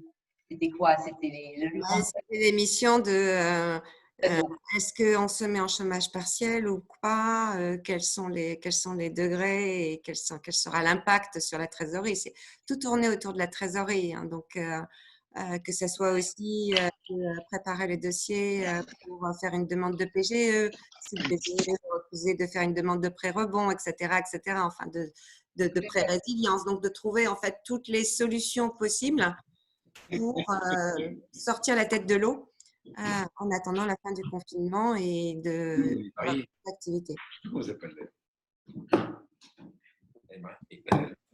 Okay, je vous rappelle que c'est bien d'éteindre vos micros quand vous ne posez pas de questions, sinon vous apparaissez en intervenant principal et c'est un peu compliqué. Alors, je vois que Marie est présente et Marie a rejoint le cabinet d'Agnès. Peut-être qu'en attendant qu'Agnès revienne, Marie pourrait nous présenter un petit peu ce que fait la société. Oui, oui, tout à fait. Je suis en ligne. Vous m'entendez? Oui. Oui, donc en fait, donc, le groupe Référence, c'est un cabinet de directeurs à temps partagé qui a été fondé en 2008 et qui a commencé par la DSI. Donc, c'est Jean-Marc et Thibaut qui ont monté la partie DSI. Et ça fait 10 ans donc, que la DSI existe. Et ensuite, donc Agnès a repris, a étendu le modèle pour monter Référence DMD, donc, qui est Digital Marketing. Puis, il y a eu Référence DRH pour la DRH. Et moi, je suis DG de la partie DAF, donc Référence DAF. Voilà, donc on couvre l'essentiel des fonctions d'un comité de direction en temps partagé, donc pour les PME, donc la même chose que ce que Anne évoquait. Et effectivement, nous, ce qu'on voit, c'est que la DSI est très bien implantée parce qu'on est déjà un peu partout en France. On a des antennes régionales et l'idée, en fait, c'est d'étendre maintenant les autres fonctions aussi pour rejoindre la taille de DSI et donc s'étendre nationalement. Donc, on a au sein de nos équipes effectivement des profils expérimentés qui ont 20, qui veulent changer de vie, avoir un modèle plus flexible, tout en gardant un vrai sens dans leur travail et surtout beaucoup d'impact en accompagnant les PME sur des problématiques assez critiques pour elles. Donc voilà, donc c'est vrai que de ce point de vue-là, moi aussi c'est pareil, hein, j'ai eu un changement de vie, j'ai passé 20 ans dans des grands groupes et j'ai rejoint Référence DAF très récemment. Agnès, ça fait un petit peu plus de temps, c'est ce qu'elle évoquait, elle a monté Référence DMD en 2014. Moi je suis totalement alignée avec ce que vous disiez en début d'intervention sur les motivations pour aller vers ce type de modèle et changer de vie, être plus autonome. Et trouver surtout de l'impact et du sens dans ce qu'on fait.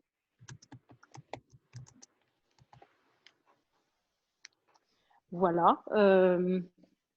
Alors, je ne sais pas si… On a toujours perdu Agnès. Oui. Elle va revenir. Elle me dit de prendre la suite. Bon, Agnès, t'es revenue? Oui, juste à l'instant, pardon. Donc, j'ai raconté ce qu'était le groupe référence et les différentes marques. Et donc, toi, tu avais monté ça il y a déjà 5 ans. Et donc, moi, c'était tout récent, mais que peut-être que toi, tu avais des expériences particulières à partager. Voilà. Oui.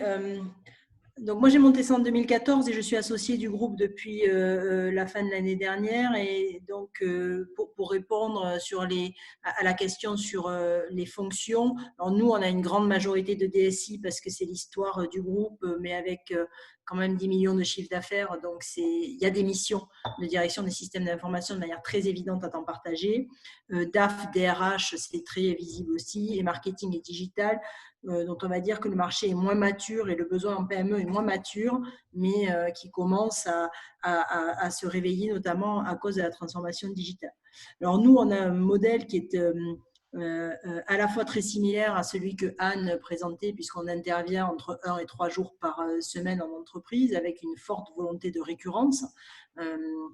On est DSI, on est DMD de nos premiers clients encore aujourd'hui, 6 ans après ou 11 ans après pour référence DSI.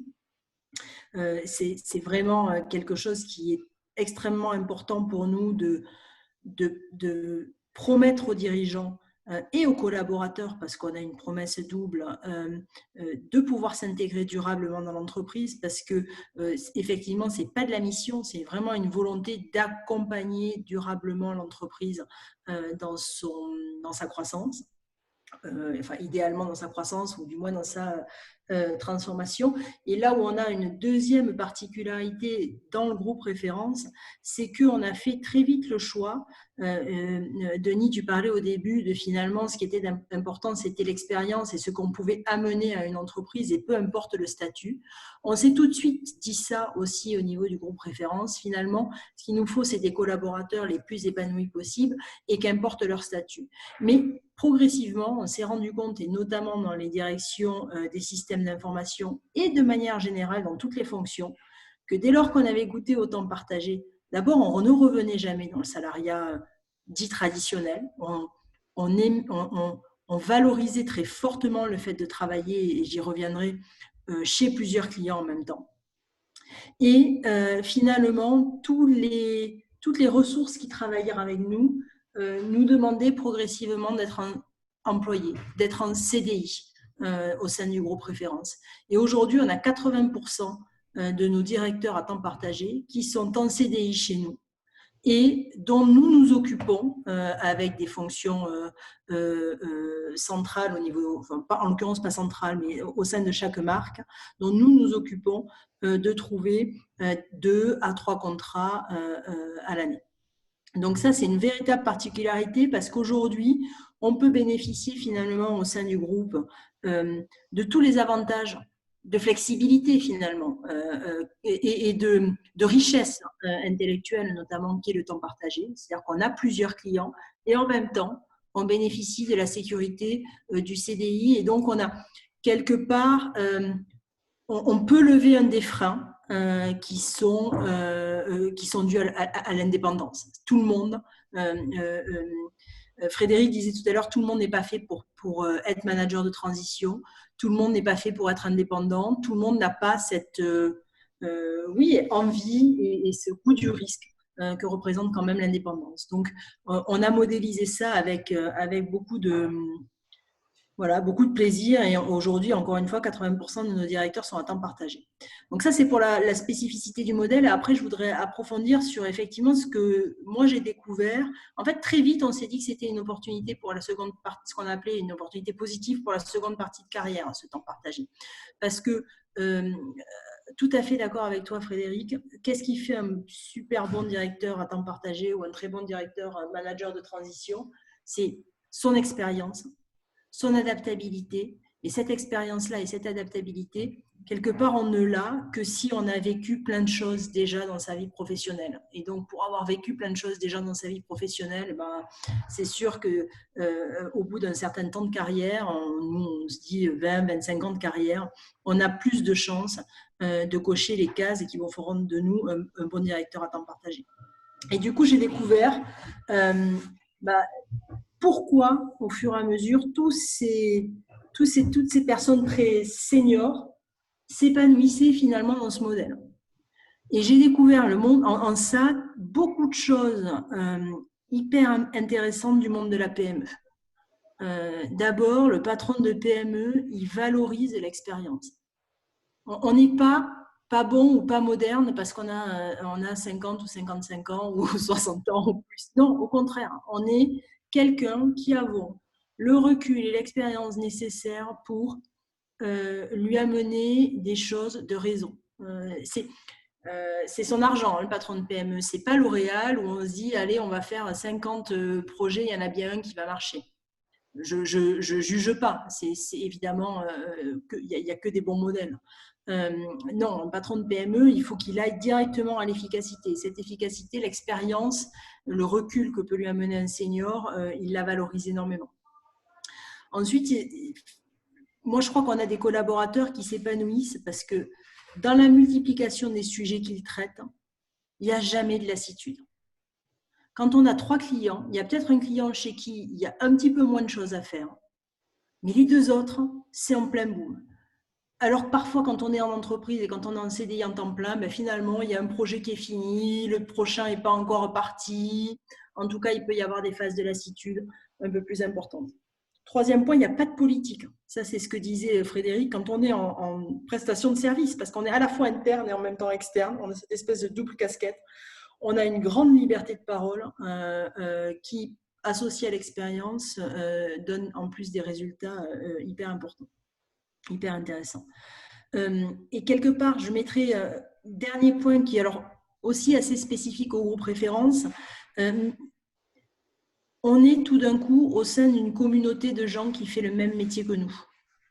C'est très rare finalement dans les entreprises. Il y a un directeur marketing, il y a un DSI. Allez, dans les très grandes, il peut y en avoir plusieurs, mais on ne se voit pas tous les jours. Là, au quotidien, on travaille avec 15, 20 directeurs marketing auprès de qui on peut se réassurer, auprès de qui on peut aller creuser certains sujets parce que moi, un CRM, j'en ai jamais mis en place aussi complexe, donc je vais demander à Juliette comment elle a fait dans son expérience précédente. Bref, on a une capacité à démultiplier son employabilité, démultiplier ses connaissances et parce que ça va avec transmettre son propre savoir à d'autres, qui est là aussi une immense source d'épanouissement en fait pour tout le monde et encore une fois qui marche qu'à partir du moment où on a cette expérience-là pour être à un niveau de partage égal. Donc voilà ce que moi j'ai découvert sur ce qu'offrait le temps partagé augmenté voilà, lors de la seconde partie de carrière. On va tous se précipiter pour être en temps partagé, Agnès. Hein. Venez. Alors, je n'ai pas dit, mais on recrute 30 personnes par an au moins, hein, donc il y a de la place. Hein. Merci pour ce temps de micro partagé aussi. Je vois qu'il y a... Pardon, excusez-moi, je pense que Fortnite était passé par là. Oui, j'ai une petite question. Anne, quelles sont les modalités contractuelles du temps partagé? Avec le client? Alors, justement, avec vous ou avec le client? Comment ça fonctionne? Alors, avec nous, effectivement, soit c'est un CDI et j'ai envie de dire, c'est les modalités contractuelles d'un CDI. Alors, dans le groupe référence, pour être précise, avec un fixe et un variable, parce qu'il y a quelque chose d'extrêmement simple, hein, c'est qu'en fait, on est responsable de trouver des clients, mais à un moment donné, garder les clients, c'est aussi la responsabilité de la personne en place. Et donc, du coup, si la personne en place perd tous les clients, il est probable que son variable ne lui soit pas versé. Ça n'arrive que très rarement. Donc, voilà, c'est la modalité la plus fréquente. Ensuite, on peut être en convention de prestation dès lors qu'on en a quelques-uns, des freelances. Donc, c'est bien simple. On est tout à fait en miroir de ce qu'on vend aux clients. Donc, si on vend un jour aux clients, on achète un jour aux freelances dans ces cas-là. Et avec nos clients, on est en prestation de service. Pour être là aussi précise, c'est des contrats de 3 mois reconductibles tacitement. Et en général, vos clients, il y a une relation pérenne, visiblement. Ça s'inscrit dans la durée, comme vous le disiez justement. Donc, Oui, alors, bon, effectivement, on a l'habitude de dire qu'on est des SI de nos premiers clients et des MD de nos premiers clients. Alors, c'est un peu facile à dire. Évidemment que la relation contractuelle finit à un moment donné. On le leur souhaite. Ça veut dire qu'il y a une croissance suffisante pour aller vers du temps plein. Et honnêtement, on est tous très contents. d'accord. D'accord. Maintenant, en moyenne, on est effectivement largement au-dessus des 3 ans de mission. D'autant plus qu'on a une taille suffisante aujourd'hui en fait, on arrive même parfois au sein d'une mission de changer d'intervenant parce qu'on se rend compte, alors ça a été très vrai en direction marketing, on se rend compte que le directeur marketing qui a commencé la mission parce qu'il y a tout un rebranding à faire, tout un repositionnement, l'alignement du positionnement de tous les filiales, bon, bah, ça c'est fait. On a mis 1 an et demi, 2 ans, hein, parce que c'est quand même au rythme de la PME, quoi. Et tout d'un coup, il faut mettre en place l'équipe qui va exécuter toutes les campagnes, la machine à lead. C'est plus le même profil.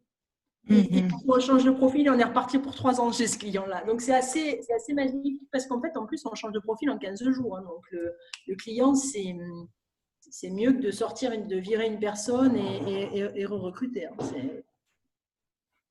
D'accord. Okay. Merci. Merci beaucoup de tous ces témoignages et de ces questions. Encore une fois, pardon d'être rivé sur ma montre, mais il reste 15 bonnes minutes pour bénéficier donc du dernier témoignage avec Philippe. Et encore dans ces 15 minutes, donc avec 5 minutes de questions. Et ensuite, il nous restera, si on veut être précis sur l'horaire, 5 minutes pour poser des questions d'ordre un peu plus général. Donc, Philippe, si vous êtes là, je suis là, il n'y a pas… Parfait. Et ben, bien. Donc, oui, donc témoignage. Donc, à la base, moi, je suis ingénieur de formation, plus spécialisé en industrie alimentaire. J'ai exercé dans le secteur de l'alimentaire pendant tout le temps, en fait. Et puis, j'ai travaillé dans des entreprises agroalimentaires une vingtaine d'années, en labo, process, R&D, production, qualité, système d'information, optimisation et direction d'usine. Voilà, durant une vingtaine d'années. Et ensuite, j'ai quitté, je dirais, la partie industrielle pour aller plus vers une activité en restauration pendant 10 ans, comme directeur qualité et sécurité alimentaire d'un grand groupe de restauration, avec des responsabilités de groupe sur la politique de l'entreprise en matière de sécurité alimentaire sur les 15 pays où on intervenait, et puis une responsabilité pratique de gérer on va dire, les petits problèmes que l'on pouvait avoir sur les 4500 sites français. Au bout de 10 ans, j'avais fait le tour et un peu, qu'est-ce qui se passe aux alentours de 50 ans? Ben voilà, je me suis dit, je vais essayer autre chose. Et donc, j'ai créé mon entreprise début 2013. Au départ, je pensais valoriser mon savoir-faire sur la protection du mandataire social. J'ai commencé à démarcher des dirigeants d'entreprise et puis ça n'intéressait personne. Je me suis dit, bon, il faut peut-être que je revoie les choses. Et puis, c'est plus par connaissance des gens qui m'ont proposé des activités, qui me connaissaient par ailleurs, qui m'ont commencé à me proposer des missions d'expertise. Et mon premier contrat, c'était une expertise entre un problème qu'il y avait entre un donneur d'ordre et un sous-traitant. Et le donneur d'ordre avait donné l'ordre de faire des produits à un sous-traitant, avait envoyé des auditeurs qualité, tout allait bien, avait fait des analyses, tout allait bien, le sous-traitant avait tout produit, et puis c'était immangeable. Et là, les gens se regardent un peu en chien de faïence, se dire mais qu'est-ce qui va nous sortir de là? Donc en fait, c'était d'analyser d'un point de vue technique, de trouver des solutions. Donc j'ai fait ça plusieurs fois, de ce côté une entrée, je dirais un peu plus expertise technique. Après, j'étais amené aussi à faire du consulting, de l'accompagnement d'entreprise. Et puis, pour faire un paquet un peu global, j'ai aujourd'hui une activité de management de transition à temps partagé, où je fais aussi du consulting et de l'expertise, voilà, pour regrouper un peu tout. Donc, je fais un peu de tout ça. Pour reprendre ce que Anne a présenté tout à l'heure, je fais très peu, voire quasiment aucune démarche commerciale. C'est plutôt le bouche à oreille, l'expérience qui amène des contrats. Et puis j'ai aussi une spécialité, c'est de prendre des moutons à 5 pattes, c'est-à-dire les choses où les gens, ça sort un peu de l'ordinaire. Voilà, par exemple, je suis aujourd'hui dans une activité de management de transition en tant que responsable directeur qualité dans une entreprise qui va perdre cette année, suite à une évolution réglementaire, 90% de son chiffre d'affaires et qui a fait le choix de continuer à faire ses produits, donc changer de type de métier, on va dire, parce que c'est vraiment un nouveau type de métier pour l'ensemble du personnel. Et je peux vous dire que sur cette petite PME, c'est un changement pas tout simple, parce que tout le monde réapprend son métier. Il y a le marché, il y a les clients, mais il faut passer d'un ancien produit à un nouveau produit, embaucher plus de personnel, le former, accompagner, vraiment une restructuration de A à Z, ou un directeur qualité qui connaît les systèmes de management, qui peut accompagner les relations avec les fournisseurs amont, les relations avec les clients à l'aval. Pour le coup, je touche à tout ce qui touche à la qualité, amélioration continue comprise, c'est-à-dire multiplier par, au départ, c'était par 4 la vitesse des machines et diminuer par 3 le personnel sur les machines. Donc, on n'est pas dans le 0,1%, on est vraiment dans des choses, je dirais, structurelles relativement importantes. Voilà, dans les types de missions, je suis aussi, par hasard, allé à l'étranger. Il se trouve qu'un jour, il y avait un représentant du ministère qui devait faire une présentation sur la réglementation. Il a fait faux bond. Il y avait une délégation étrangère. On m'a dit, est-ce que tu peux présenter? J'ai dit, ben oui, j'y suis allé, j'ai présenté. J'ai rencontré des gens qui m'ont dit, ah tiens, vous avez un profil intéressant.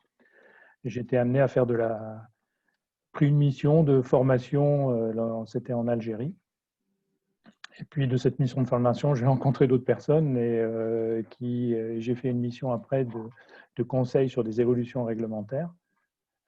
Et puis après, quelques années plus tard, j'ai été amené à intervenir plus sur l'évaluation d'un service public et des propositions de réorganisation. Donc, le genre de choses, mais ça s'est fait toujours en rencontrant du monde et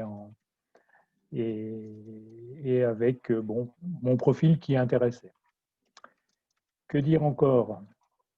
Comme la plupart des gens qui sont indépendants aujourd'hui, j'assure un certain nombre de formations, alors soit toujours dans mon secteur d'activité, entre autres à l'ENSAIA à Nancy, à AgroParisTech à Paris, à l'IAE, voire même dans des entreprises ou même en sous-traitance pour l'AFNOR. Quoi d'autre? La question a été posée. Au départ, j'ai choisi de créer une SAS.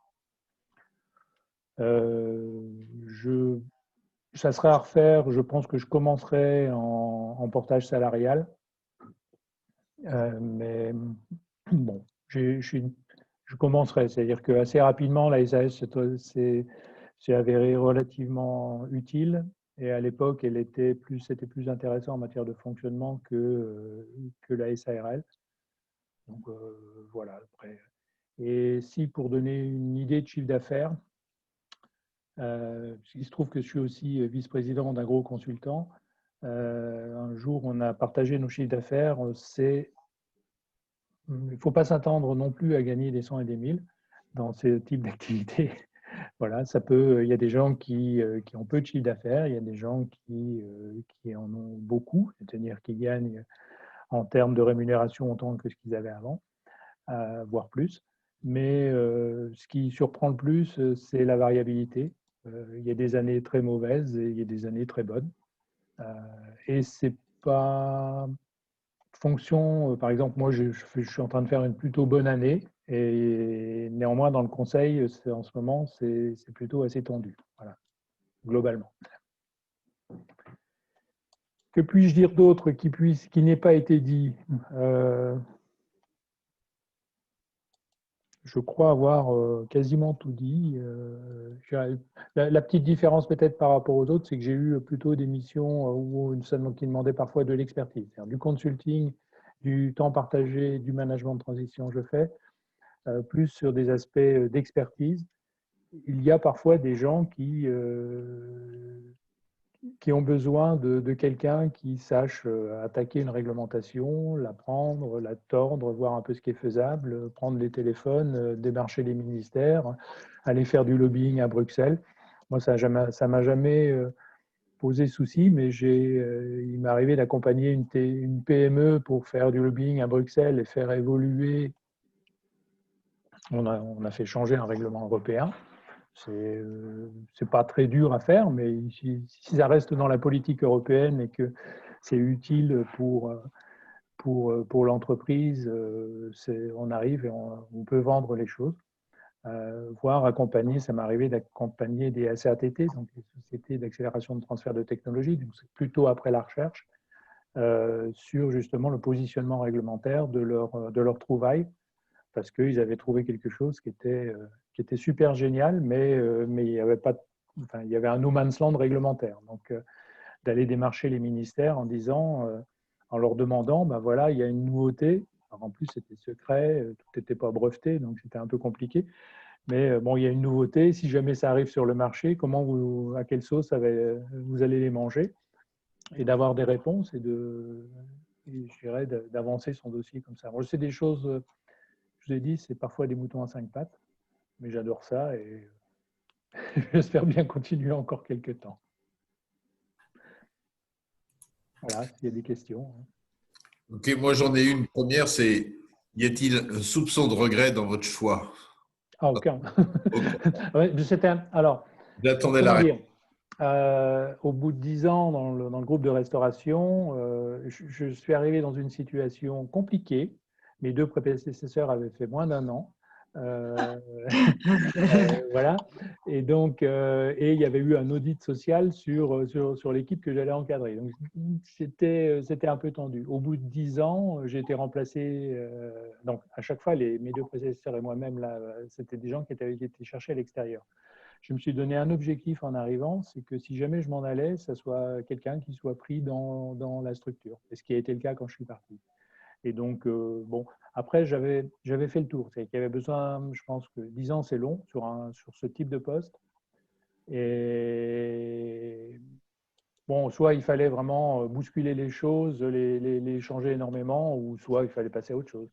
Et puis, moi, pendant 10 ans, mon épouse travaillait, on va dire, à la campagne et moi à Paris, et ça fait des voyages qui sont parfois un peu lassants. Voilà. Donc, je suis rentré à la maison. Voilà.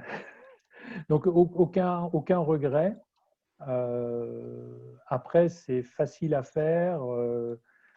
Je vois, par exemple, dans la période actuelle, je prends les discussions qu'on peut avoir chez AgroConsultant. Moi, la baraque est payée, les enfants sont casés, ma femme gagne bien sa vie. J'ai aucun mérite. Il y a des gens qui se lancent dans des activités de consultant à 40 ans avec un seul salaire à la maison et 2 enfants et une baraque à payer. Heureusement que le gars à qui je pense, il est bon commercialement parce que il n'y a pas le même parachute, on va dire. C'est pas aussi confortable. Ok, merci beaucoup. Il nous reste peut-être 2-3 minutes pour poser des questions spécifiquement à Philippe. Et ensuite, on pourra réélargir le champ des questions sur l'ensemble des participants ou de façon plus générale sur le sujet de ce soir. Je peux peut-être donner juste une indication. J'ai fait 3 contrats de management de transition. J'ai commencé l'an dernier, en fait. Le premier, c'était une entreprise qui débarque son responsable qualité et qui me demande d'intervenir au pied levé pour assurer la continuité. Au bout de 3 mois, j'ai fait le constat que c'était à peu près au carré. Ils étaient en train de recruter des gens et de dire bon, ma mission, elle est finie et j'apporte plus grand-chose à l'entreprise.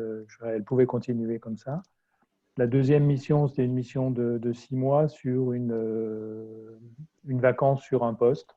Donc, bon, on m'a pris pour tenir le poste pendant 6 mois. Alors, c'est parfois un peu sportif, hein. Il était prévu que je démarre le même jour que l'auditeur qui allait auditer la structure. Donc, je suis quand même venu la semaine précédente faire un tour de site pour au moins savoir comment était le site. Mais effectivement, j'étais responsable qualité sur un audit qualité et je découvrais quasiment le site et les gens en même temps que l'auditeur, qui était déjà venu, lui, les 2 ans auparavant. Il a passé plus de temps que moi sur le site. Ça peut être… Bon, voilà. Et puis là, le cas où je suis, qui m'arrange un peu, parce que la difficulté, c'est de pouvoir mixer les types de métiers. Ce n'est pas tout simple quand on est en management de transition, c'est relativement prenant de continuer à garder des clients dans une activité de conseil. Le temps partagé sur le poste que j'ai actuellement me donne une grande souplesse en matière de fonctionnement. Voilà. Ok, merci beaucoup. Moi, ce que je constate, c'est que parmi tous les témoignages qu'on a eus ce soir, il y a beaucoup de cas différents, de personnalités différentes. Mais ce qui probablement est le trait commun de toutes les personnes qui ont témoigné, moi comprise, c'est la satisfaction qu'on en retire avec le recul. Satisfaction en termes à la fois professionnels et équilibre vie pro, vie perso, on va dire. Probablement aussi beaucoup partagé par tout le monde cette fameuse question de sens, où on se sent plus investi, plus épanoui, plus reconnu, plus responsable et plus en capacité d'orienter son choix professionnel là où on a envie de le faire. Moi, j'aurais envie de rajouter un commentaire global, c'est faites-vous confiance. Faites-vous confiance parce que comment dirais-je, la nature des interventions que vous pouvez avoir, de toute façon, va s'appuyer sur un corpus professionnel et des expertises qui sont au fond de vous-même.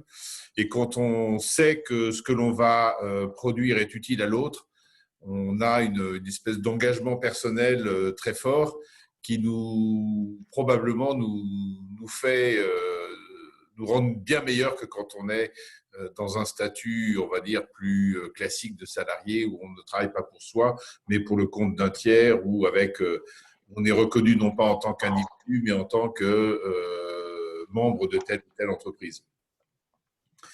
Voilà, je ne sais pas si les uns ou les autres, vous avez envie de rajouter un dernier commentaire avant qu'on se sépare, puisqu'il nous reste encore 3 minutes, tout à fait précis. Agnès, peut-être, qui est revenue à l'écran, je vois. Je suis prise au dépourvu. Non, moi, je voudrais juste dire une chose que je dis parfois aux candidats quand ils viennent nous voir, parce qu'il me semble qu'il y a une chose au-delà du statut dont on n'a peut-être pas trop parlé là, qui est important sur lequel se déterminer, c'est sur la nature, je vais appeler ça la nature temporelle des missions.